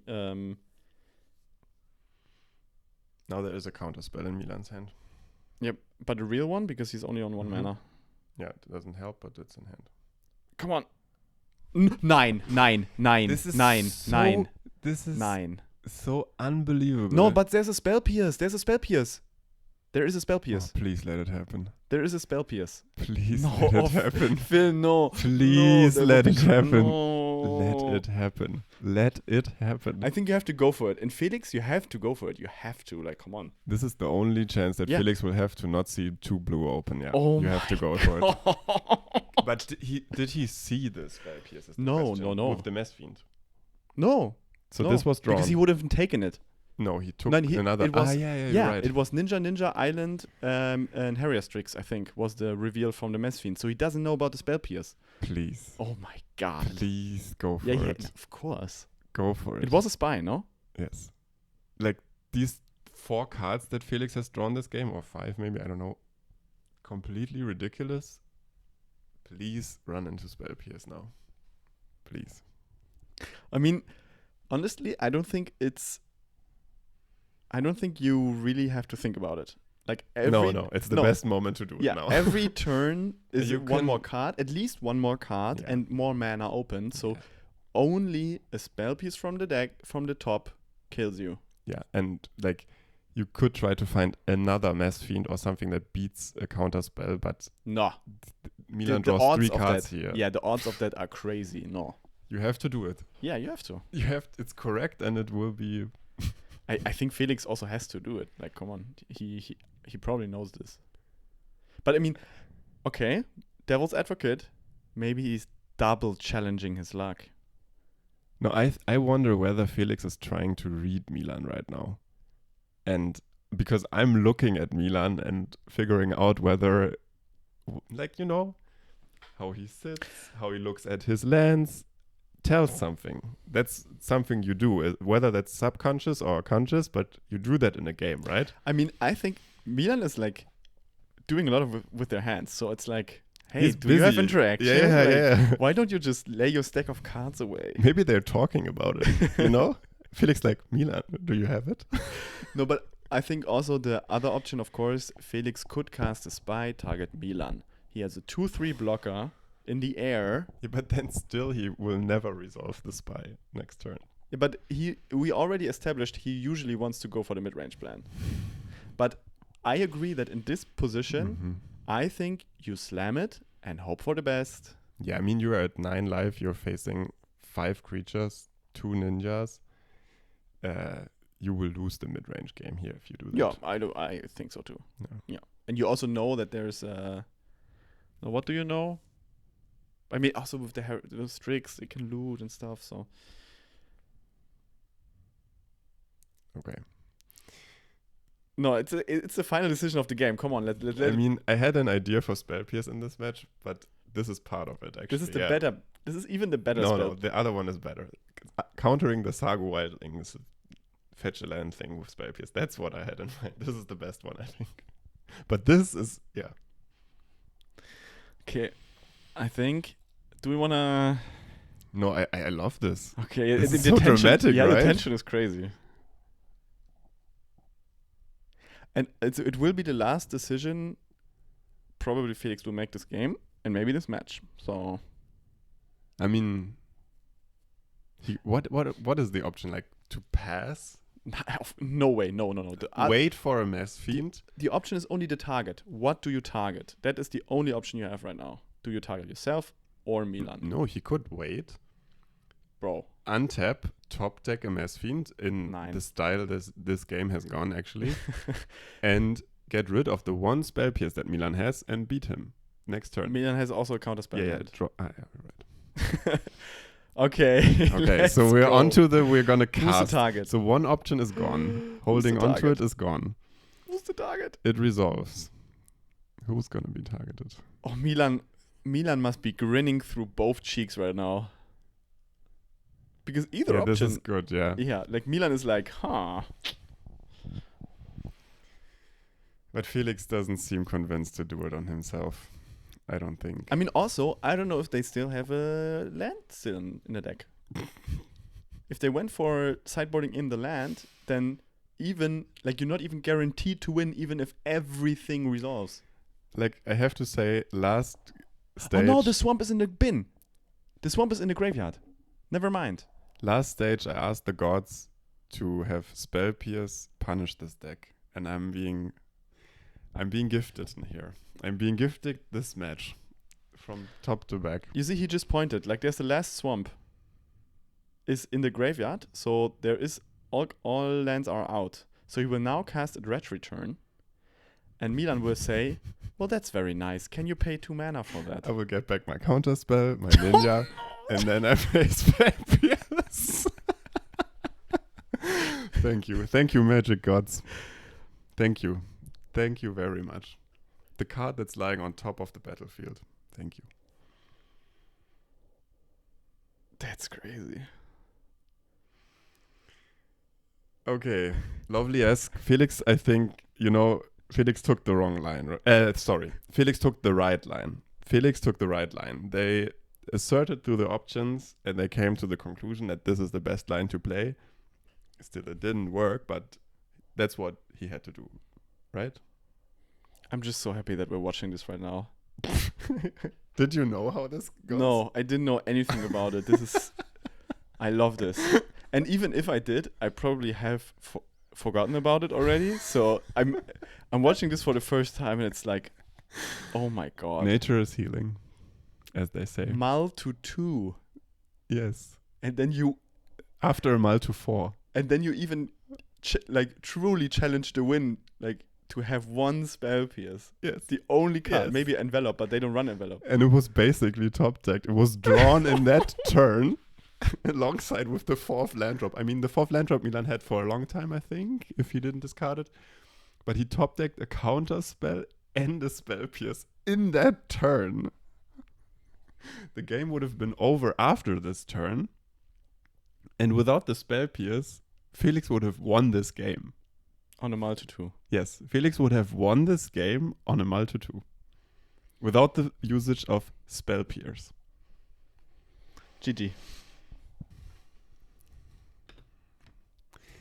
Okay, welcome back to the 4th round where Milan gets to keep his seat and now play Pit on Inside Out. So after Milan has been taken down, one of the big spy decks of the Lega, now here comes Pit with his unique spy combo deck. With his good old trusty Inside Out. He starts with an Island Preordain. Decent start. When it comes to this matchup, who's favored? I think because the Inside Out, right? You have the Escape Tunnel now, so the Tireless Tribe, you just have to resolve. Yeah. Yeah, you have to. That's what you fight for. You resolve the Tireless Tribe. It's a 1-drop, right? I think so. Yes, it is. Ideally, you would resolve that turn 1. Probably, yes. I can pull up the deck list if you want. And talk us through what happens if you get to resolve it. I mean, I think what happens if it resolve it, that's your angle, Moritz. Because my angle is it won't resolve. Or, like, that's definitely the target of Milan to prevent that. I think there's quite some layers to this, I think. With the Squadron Hawks and stuff, or? Yeah, so Pit cannot leave the board. Missing a land drop. That's rough. Oh. So Pit, I think, cannot afford to leave the board to Milan, because otherwise ninjas will do their work.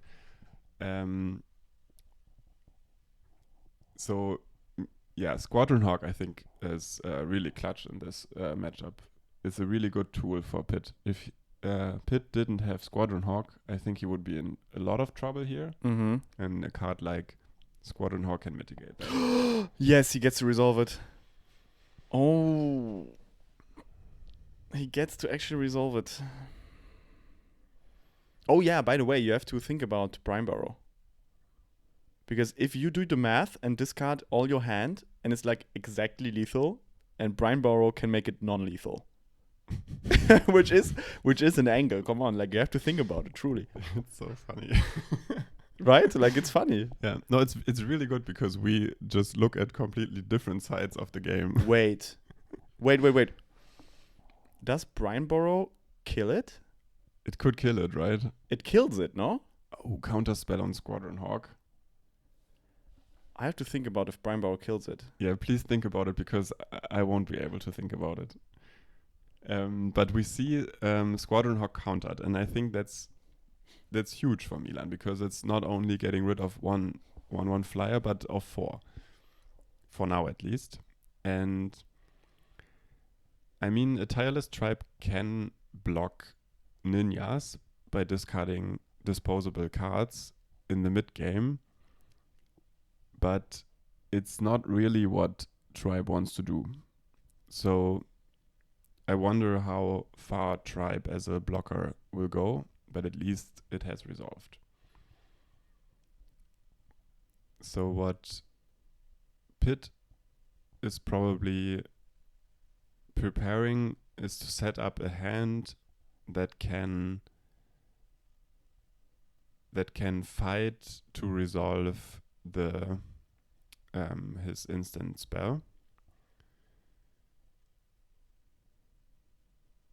And that's basically what we see. I can not reliably find out if Brine Burrow Intruder kills Tireless Tribe. We will find out. We will find out. No, but I think that I think Pit has some angles here, but it's must be a terrible, it's like a miserable matchup for him, I think. If you like all your cards cost 1 or 2 mana, so Spell Starter is like absolute MVP on Milan's side. Mm-hmm. Milan, on the other hand, has all the free reign to do his ninjutsu shenanigans. Mm-hmm. If Pit wants to block ninjas with a tireless tribe, he needs to discard cards. Yeah, that's so awkward. Milan needs very little to put pressure on, and then just hold open mana to interact on the important parts. But Pit, I think, can fight back with his interaction suit, but I don't know if it's if he has enough tools. That's hard, and also you have 4 escape tunnels. One was already used to get a land. I think Pit will probably not resolve the wedding invitation with like so many spell pieces and spell starters and everything. But the tireless tribe needs to be unblockable, right? No, I think the problem is resolving inside out. That's the bottleneck gonna be. Oh my god. Yeah, I didn't think. Yeah, of course.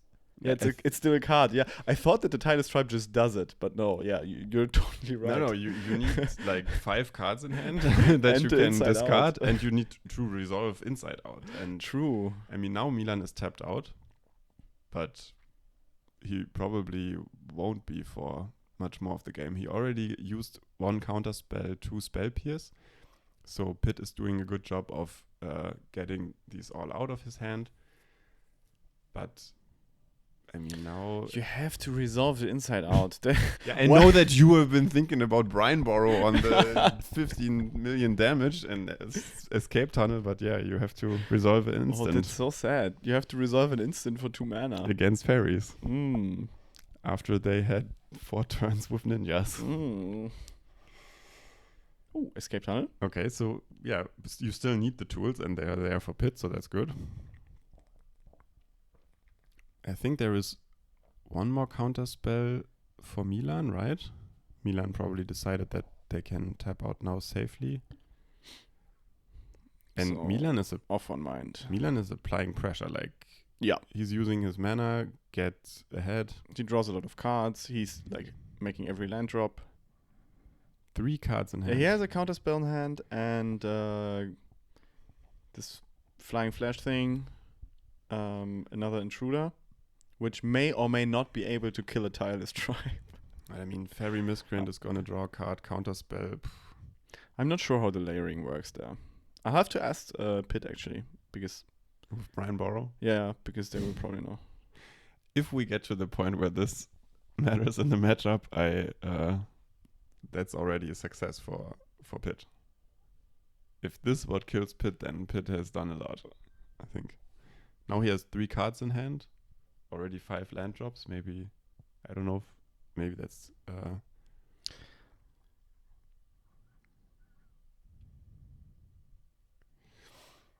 yeah. Oh, he's discarding it just for free to buff it up? To draw? But why did he need to discard? Oh. For the Tireless Tribe to yeah, block he the just ninja. yeah. But that's super rough. Making more land drops. Inside out now. Okay. Milan, do you have it? Do you have a counter spell? But how is this lethal? Spell stutter. Oh, that's Circular Logic is the only thing. How is the only the Circular only Logic the, is the only counter spell that you have with a dispel, but also only the green card is what, like 2 cards is by far not enough to. yeah, but whiteout is Whiteout works, right? yeah. And you can't counter that.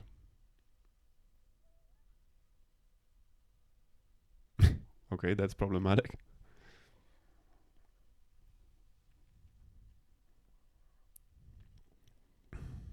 Oh, maybe there's like a misunderstanding.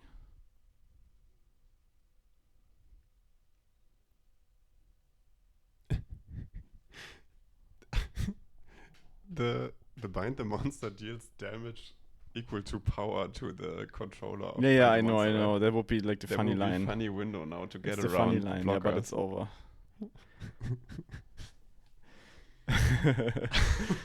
But nah. I would have loved to see that. Just Pitt throwing his hand at Milan in his turn. Okay, so... Phew.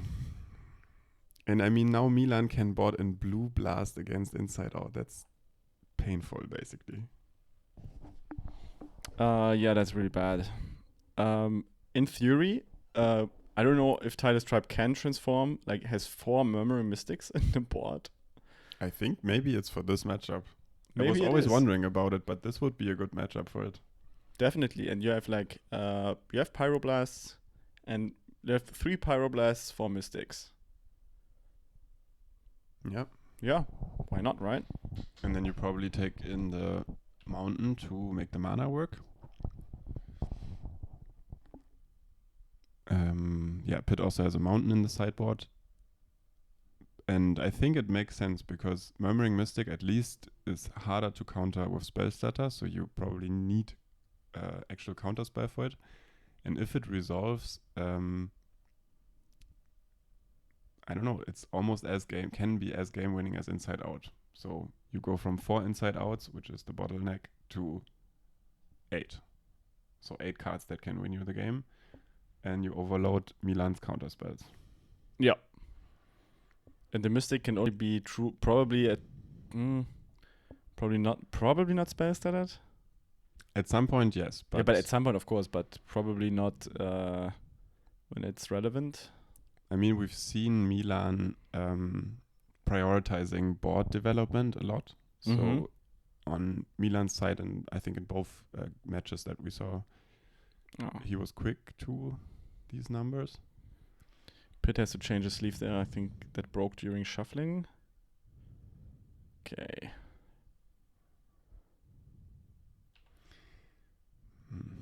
I mean, I think Snuff Out is terrible for Pitt, but Spell Stutter is close. It's also close really bad. afterwards.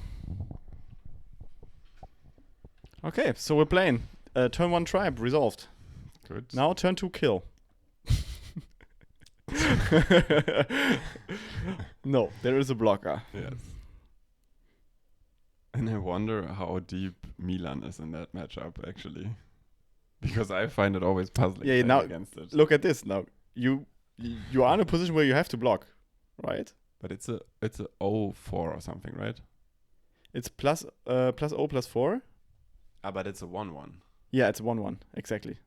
So this now trades with the ferry, because there could have been the risk of Inside Out and then discard your awesome. full hand. That's a sweet line. Yeah, that's a really sweet line. So you can now brainstorm. And the brutal thing is that Pit can use this now every turn. I mean, Yeah. But Milan could have mana up to interact with it, but Yeah. risky still. It's just on the turn 1 is really crazy, right? But now already it doesn't work anymore. With the Brian Borrow. The Brian Borrow sniper. No, let's see. Okay, so declares attack. So if there is 1 damage, because Pit is probably doesn't want to commit in, like, if he even has Inside Out, but Nah, probably not, probably not. because they probably would have tried it, because no Milan would have to have something against it. Or maybe you just actually wait, because you are quite happy that the Fey player is reactive. And if you really go with the Murmuring Mystic sideboard plan, then being that reactive right now is like... I think the problem is that Pit is not threatening anything like this. And Fey doesn't have a problem just waiting. Ooh, you pull out your mountain, threatening the Pyro. Also really good. Mm-hmm.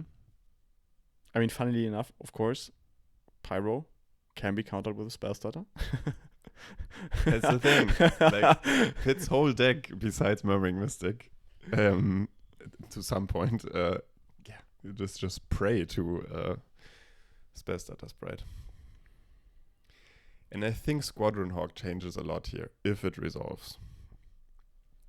But Pit is not in the luxury of that right now.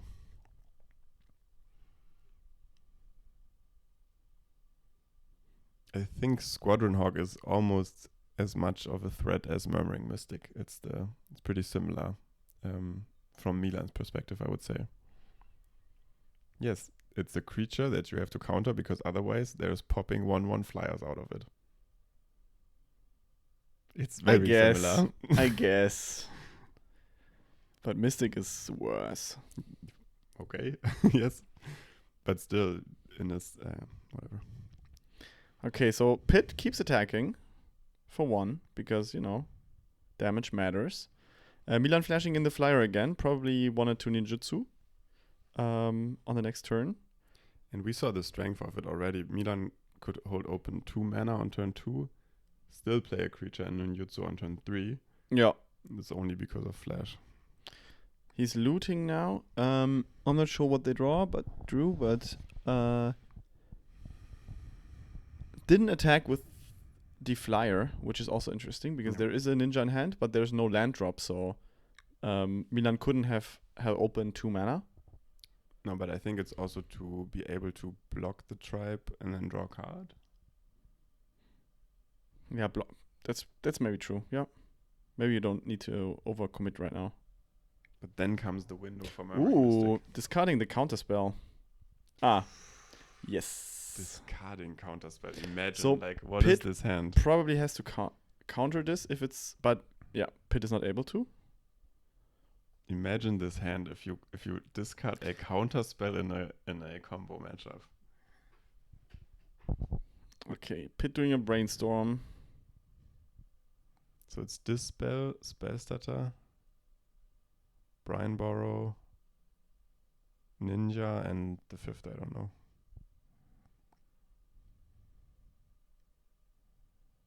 This is brutal. Okay, Preordain on the stack. Milan is even thinking to yeah, I mean, if you brainstorm, like, you wanna, like, bottom it, probably scry it to the bottom. Okay, but for Pit, this is rather bad. The Tireless Tribe is now unfunctional. And, yeah, I mean, bottom, right? So, what are you digging for? Like, your alternative win conditions, I guess, or another tribe? But another tribe at this stage of the game will probably never resolve. I think you can forget about the combo idea. If the opponent discards a counterspell, Fairies, yeah. I mean, they either made a mistake or, forget about it. So, looting again. Oh, finding a land drop. That's very crucial. What is the 2 cards in the middle? 2 Brine Burrows. 2 intruders. That's Brine Burrow. Okay. Discarding the ninja. Yeah, I think Milan is fine playing the slow control game here. And so Brine Burrow really must do some service, because if you discard Counterspell and Ninja of the Deep Hour over it in this matchup. There's the Mystic, and you don't have the Counterspell anymore. Oh, it's so tough to witness. Milan probably, like, the only reason I see that maybe Milan didn't think about the sideboard, and like, because Mystic is But why Brine Burrow over Counterspell? It's just... I mean, if it... Oh, that's... Oh, snap it. But it doesn't And that's help. a Pyro. And that's the spell starter on top of it. Yeah, Yes. That's fine. This spell, probably. But it doesn't help. Like, this Mystic is going to be recast. And this Brine Burrow is going to have trouble fighting it. Oh, but at least now it's Milan's turn. Yeah, so Milan can definitely swing in. Yeah, it's gonna Brine Burrow, so the ninja's gonna survive but not connect. So only 2 damage is dealt without any cards drawn. Not the greatest turn. So I think Milan ran into a trap here. This Mystic, I think he didn't see coming. Otherwise, there would have been a lot of different discards than Counterspell. And now he just has to completely aggro it through, because this Mystic is gonna This Mystic resolve. is gonna do some work. Yeah, Brine Burrow is gonna maybe kill some birds in combat, but now this board position is getting ugly. And for the people who don't know, Tireless Tribe is running 10 sorceries and 22 instants stock. So there's gonna be plenty of birds. Oh, and Milan even spell started Ponder now, so he has given up on fighting the stack. This is just now Trying to win ASAP? Yeah, but okay. Hey, could someone say that this deck is all about combat? It's the proof of this. It's the proof of this deck is all about controlling the stack. And now it didn't work. That's what we see. Yeah, that's true. Maybe. And now we see where you go when you try to make it about combat. You run into a Mystic. Yeah, you run into misery. But see, good. There's so many people attacking. It's 9 lives, so yeah, you can raise, but oof. I mean, it's 4 damage. I mean, of course, 2 die, but also 1 bird is traded. This is not enough. I mean, come on. There is deep analysis in the grave, so that's 1 bird, 3 mana left. But you cannot afford 3 life right now. I don't think so. Because Harrier Strix taps down, you have to respect that. So you cannot play the deep maybe analysis. You're right. Yes. So realistically, okay. I mean, Milan is also drawing a bunch of lands right now. That pit has no instance. Wait, does Pit just...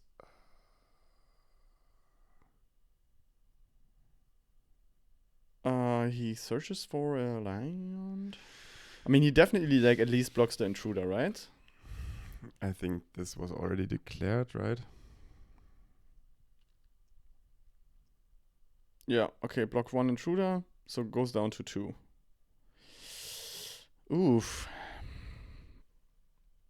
Yeah, and they just bounce off each other. Pit really has to find a lot of cantrips to stabilize. I don't know how must their hand look like. Oh. This is bad. Harrier Strix is also really bad. My goodness. Okay, Mono Blue Beatdowns takes it down against... Okay, so Circular Logic. So Milan puts something on the stack that now is able to make a bird. Counterspell the Circular Logic. This spell making another bird. Okay, we're back. We're back. We're so back. And now it's what? Now it's a Jeskai control against Funnily Mono Blue enough, if Milan haven't played anything, there are 2 flyers. Right? Because he was not making birds previously, so I think the read would have been, you only have reactive spells. I will just fly. And what was the first spell? Harrier Circular Strix. Logic. Harrier Strix on the stack, then Circular Logic that, then Counterspell that, then Dispel that. Yeah. So probably just attacking would have maybe been at least an option. Yeah, an option to consider. I mean, of course, we're playing God here, right? Like, I mean, Brainstorm messes with that. But he would have played that previously. He would have, maybe not. Maybe he's Prismatic baiting. Strands. No, well, Strands would be crazy. Yeah, Strands you cannot beat anyways. Yeah, Strands is game over. Oh my god. Okay, Jeskai control now in the commanding position. But Pit has so many cards in hand. You cannot tell me that these are only reactive. Does Pit pyro that? I mean, it's like if you play Duress or Tamio Safekeeping. Circular Logic, again. I think these are all reactive spells in his hand. Yeah, and Milan packs it up. And Pit is cheering. Pit is standing up. Yeah, you can see him smile. Awesome. Oh my goodness. Like, I think last time Pit was playing, I was wondering about this Murmuring Mystic. And we got to see now what it's for. And Milan got to see what it's for. Yeah. So, game 3, what are we going to see? So game 3 Milan is on the play, so that's already very variable. I think, of course, the turn 1 Tireless you can never get rid of if it's really coming down. If you're on the play or on the draw, doesn't matter. But I think we're going to see... Now Milan knows about the Mystic and also knows the Mystic must be like strongly respected, right? So probably Milan is not going to pitch a counterspell to save a Brineborrow Intruder anymore, but he's also mulliganing quite heavily. I think down to 5 now. Are they playing the same sleeves? That would be confusing as hell. Okay, Milan down to 5. Island Go, having the flash flyer. It's going to flash it in at the end of turn. That's going to just resolve. He also has the good flash flyer. Ooh. Oh my god, he has an insane hand. What the hell is this hand? He's not deploying the even an island. Oh my goodness. Okay, Milan's in heaven. He's deploying the small ninja so he can flash in the other card again to enable the big ninja in the next turn. Ouch. Yeah, that's good. And if Pit is not threatening an early combo, Milan gets to get away with all of this. I mean, Milan gets to draw a bunch of cards. And Pit has his mountain in hand, so at least Pyro is online in the near future. And Circular Logic. But the ninjutsu, especially with Spellstarter backup, this is what you want to see, and especially on the play in game 3. Okay, so sacking the escape tunnel here, want to find a white source, and getting rid of the last brainstorm card, also good. Preferring the white source also, right now, to play tap, because next turn he can probably play could play a tribe with a pyro backup. I haven't seen a pyro in his hand. There's only the mountain, right? Yeah. Mountain Dispel, Murmuring Mystic again, and the Circular Logic. Okay, so maybe Pit is racing for the Mystic again. I mean, right now it would resolve. But right now is also very tough pressure on by Milan's Ninja start, and I bet he's gonna... No, he didn't. Okay. Oh, he didn't Ninja. That's crazy. He has the Spellstarter. Yeah, the tribe is 1 mana, right? So maybe Milan respects, you're second your escape tunnel to fetch for something? Yeah, exactly. Yep. That's... Wow, but that was basically the only good target and the only timing for this. Otherwise, I think... but he... Squadron Hawk. And Milan... Okay, that's problematic, but... it's really problematic. But I think that was, kind of risky of Milan, right? To counter it? No, to not deploy the ninja. No, but I think he wanted to use Ninja of the Deep Hour to get back Spellstarter in hand. Because that's card advantage. A lot. Yeah, but that ship has sailed now. But I mean, if Pit wouldn't have been presenting any 1 mana spell, then what? You just wasted your turn. I mean, that's the control logic, right? I guess. Sometimes you want to prevent things from happening, and them not happening is enough for you. Especially if you have a Ninja in play already. Yeah. But it's crazy that actually Pitt presented like the best target for Spellstutter. Milan could deploy it, and then still the worst thing happened, which is Squadron Hawk, which Milan would have not been able to answer anyways.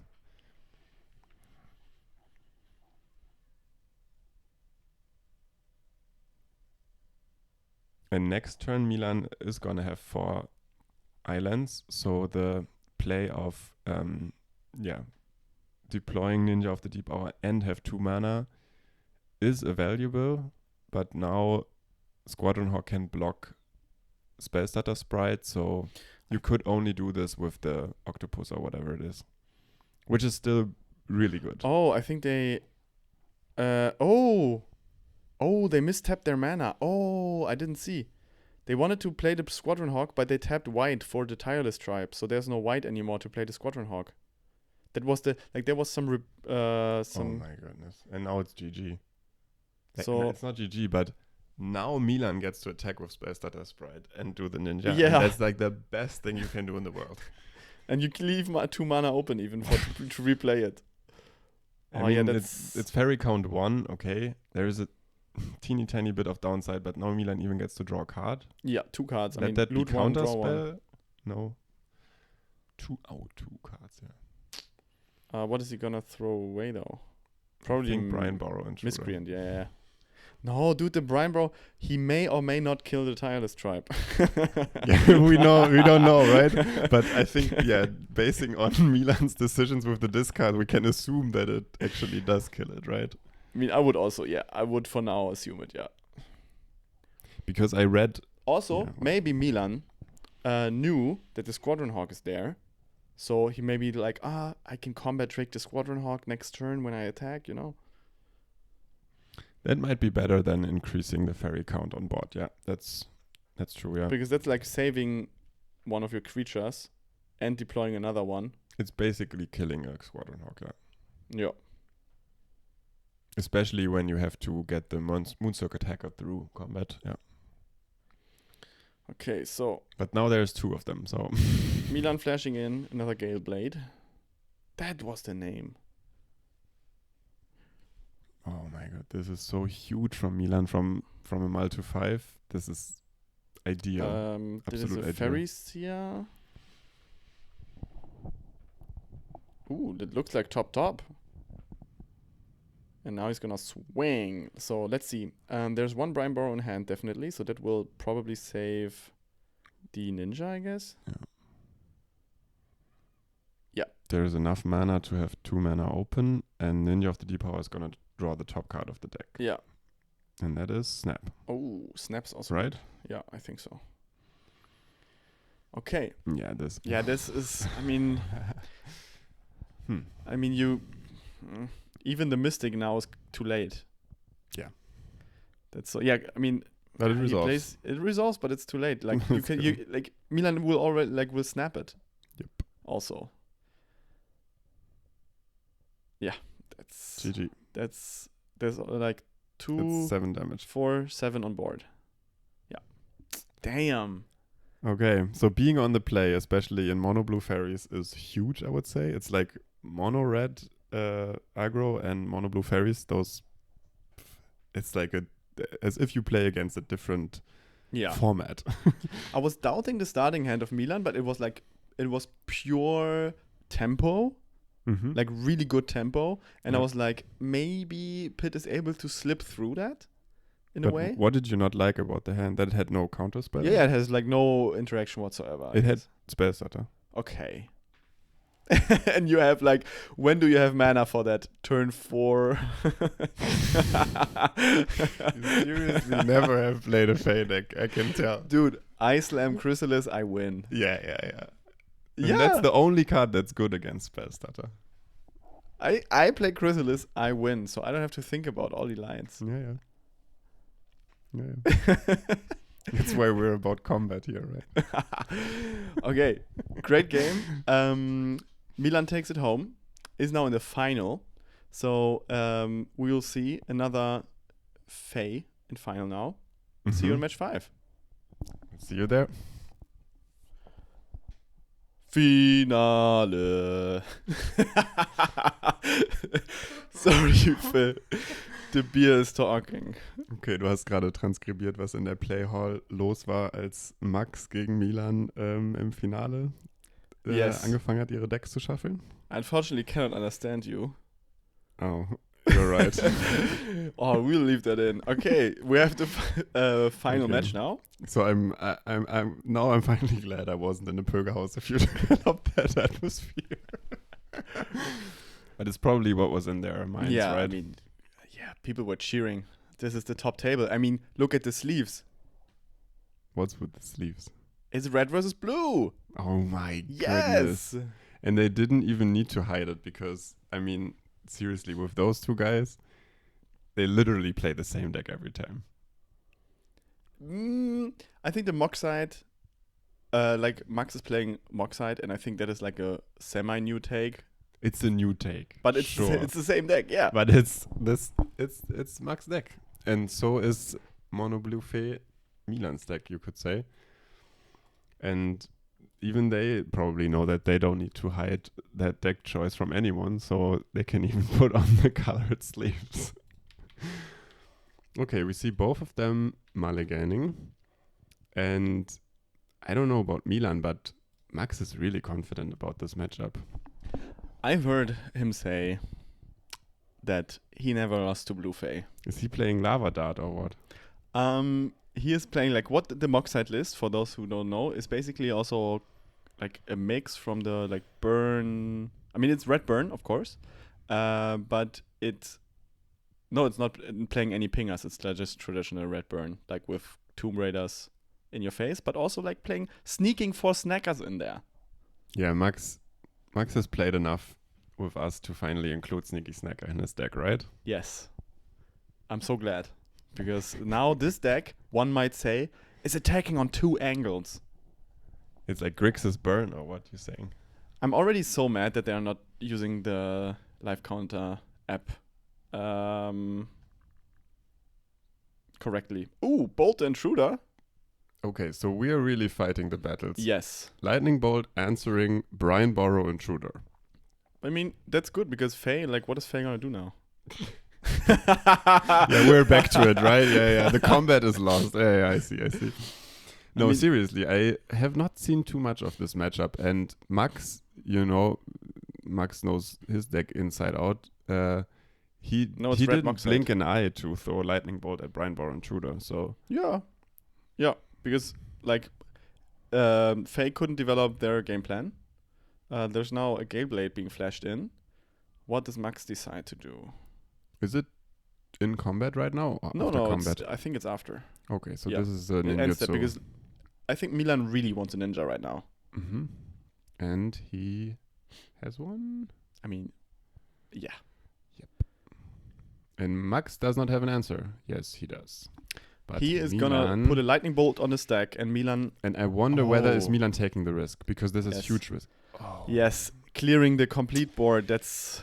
Oh, that's rough, because Milan could have used Counterspell here. And save spell. Yeah, he's slamming it in his head.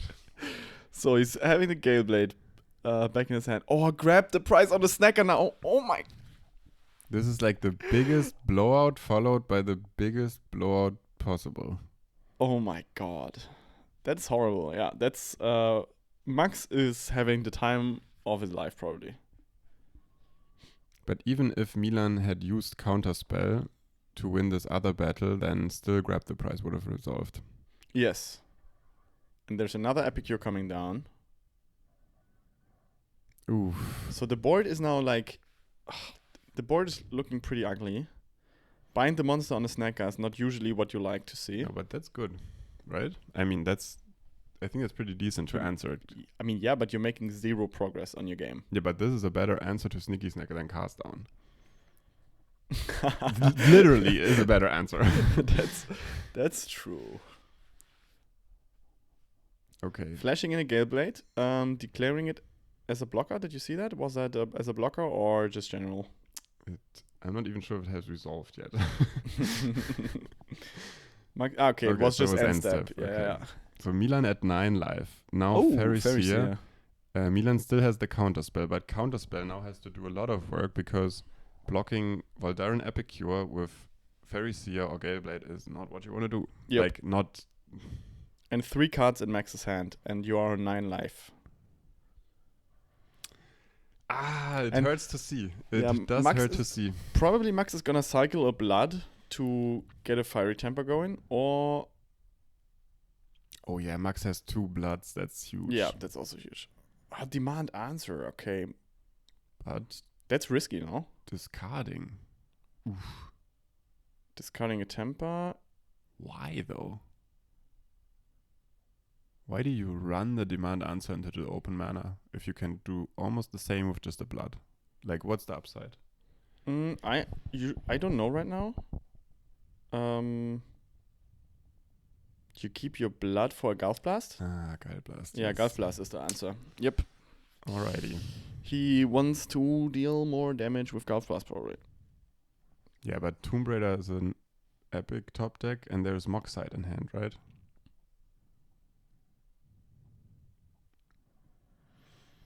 So, swing in. Milan now,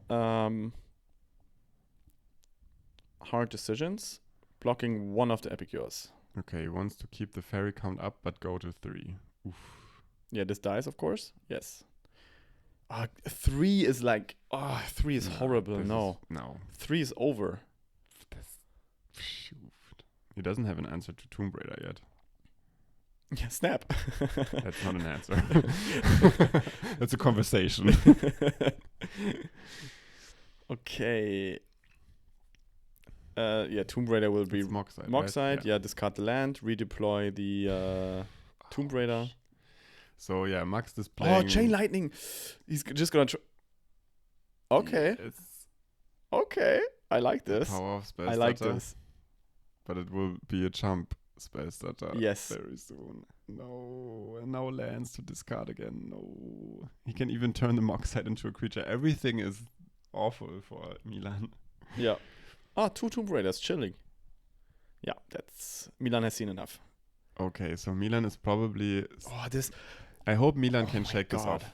I hope Milan can shake this off because this was. I think he slammed a card onto his face, and I don't know if it was the counter spell that would have kept the ninja alive in the situation, but he needs to shake it off. And I think on the play, Blue Fairies spell starter is such a house, and now I mean both decks load up with blue and red blasts, but if you have Brineborrow Intruder and you can resolve like one really good spell starter, maybe even ninjutsu it, I don't know.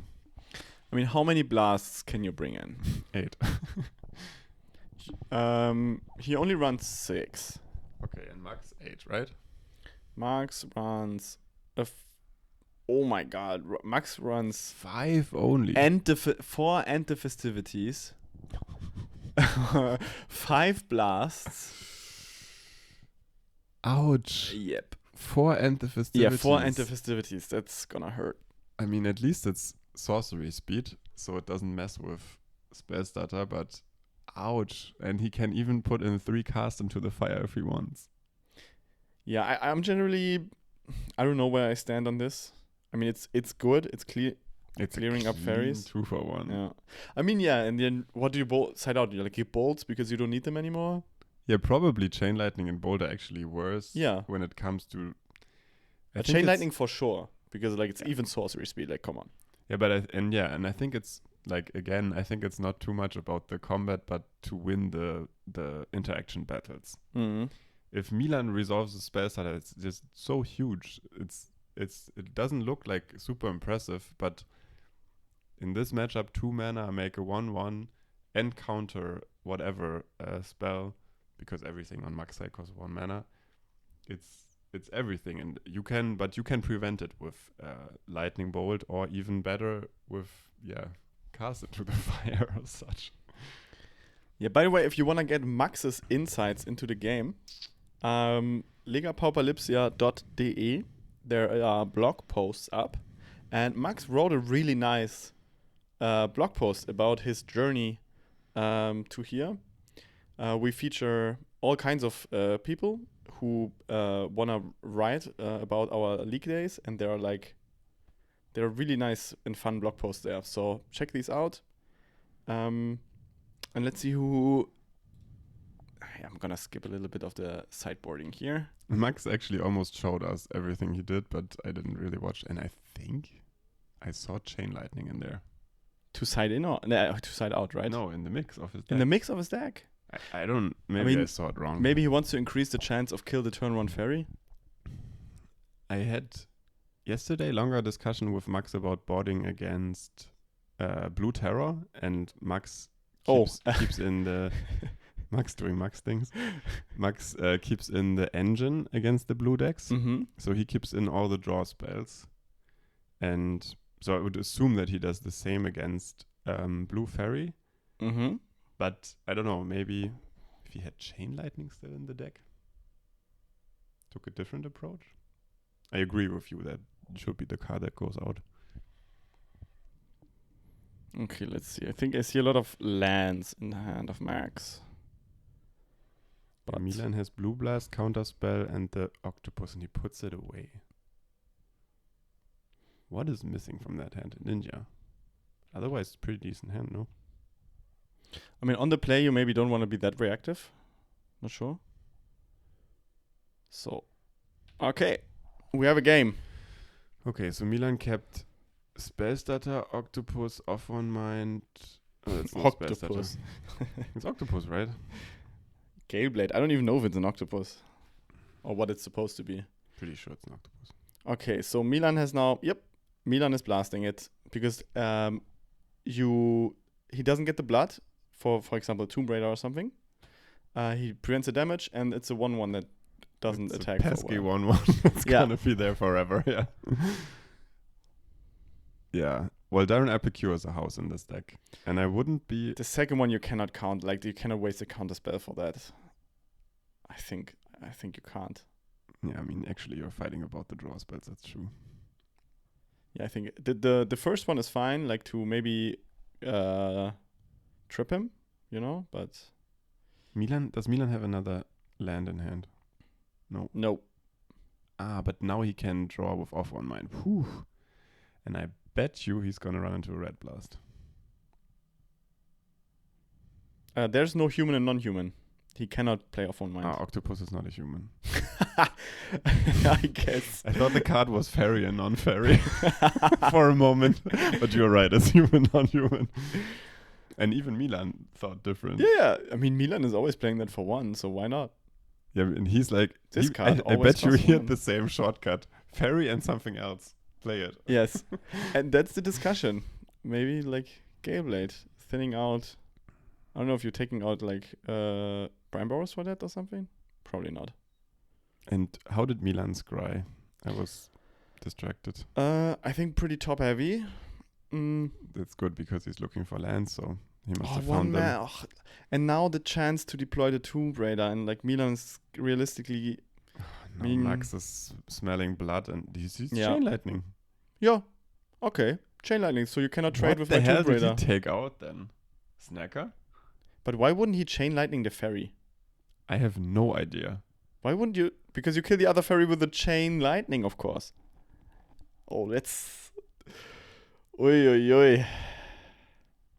Oi, oi, oi. Whew. That's tough. Oh, Max not attacking with the Epicure because he knows. But why didn't he swallow the Epicure? Sorry. Yeah, you're right. Oh my god. You see, Max is playing this matchup a lot, I think. He's practiced this probably a lot. Yep. And... Not giving any kind of edge to Milan here. But Milan did not find land. Yeah, again, no land drop. That's really sad. But he kept cards on top still. Oh, and he played the Pharisee because he thought that he could resolve the Off One Mind after it. Oh. And probably he scried in a way of thinking that he can draw afterwards. Yeah. Which he couldn't. Now he's stuck with the cards. And now there is a creature entering the field, and now there is no spell Do you know what there is, though? A human and a non-human. And Max doesn't have a blast. But he's Yet. gonna look for He one. doesn't have a blast yet. I know what I think I know what this is. I think he thinks that he can deploy a snacker with the... I have the feeling he bought its snacker out. No. There is nothing else you can take out of the deck if you leave Chain Lightning in, I think. I'm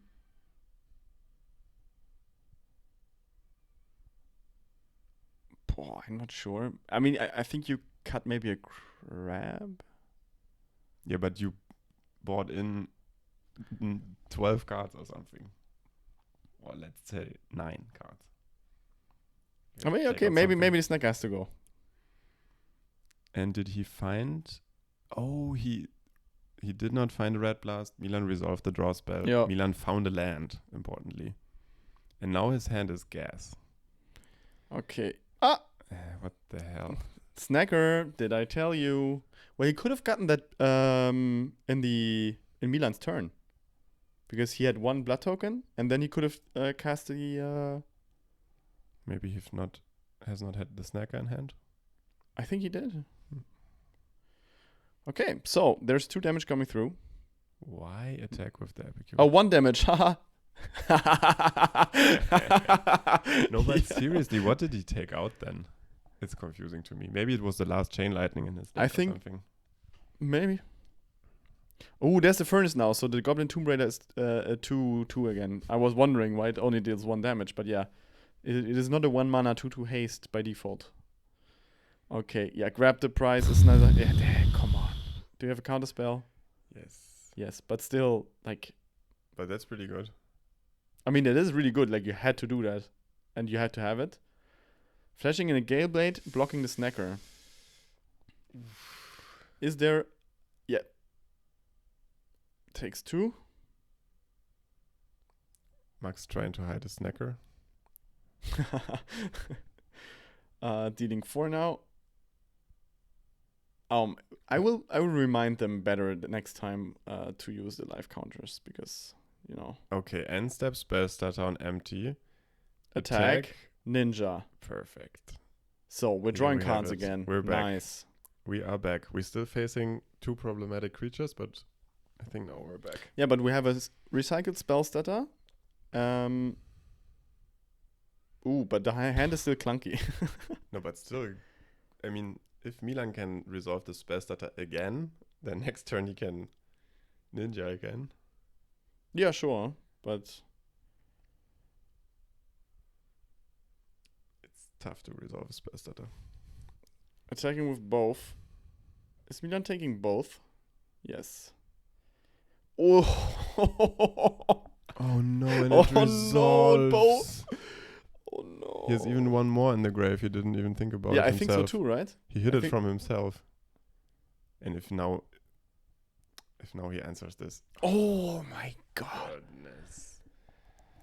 Yeah, this was a demolition game. Yeah, that was pure destruction. Pure destruction. Okay, we see the beauty of Goblin Tomb Raider and Sneaky Snacker in one deck alongside Galvanic Blast, Grab the Prize, and the new Melded Moxite. Quite some power. Max has proven his claim to never lose to Yu Fei. Yes. Read the article. It's amazing. We will show it. And yeah, with that, I think today we've seen a lot of Leipzig on the top table. Somewhat differently from the last times. And now that we're halfway through the league, check out our scoreboard and come to the 5th game day. Yeah, it's real soon. If you're in Leipzig area, come swing by.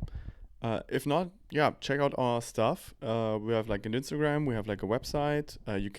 We post after the game days. We also post like all the deck lists, so you can see what the local meta looks like. You can like search through, maybe get some inspiration, and you can of course read the great blog articles on legapauperlipsia.de.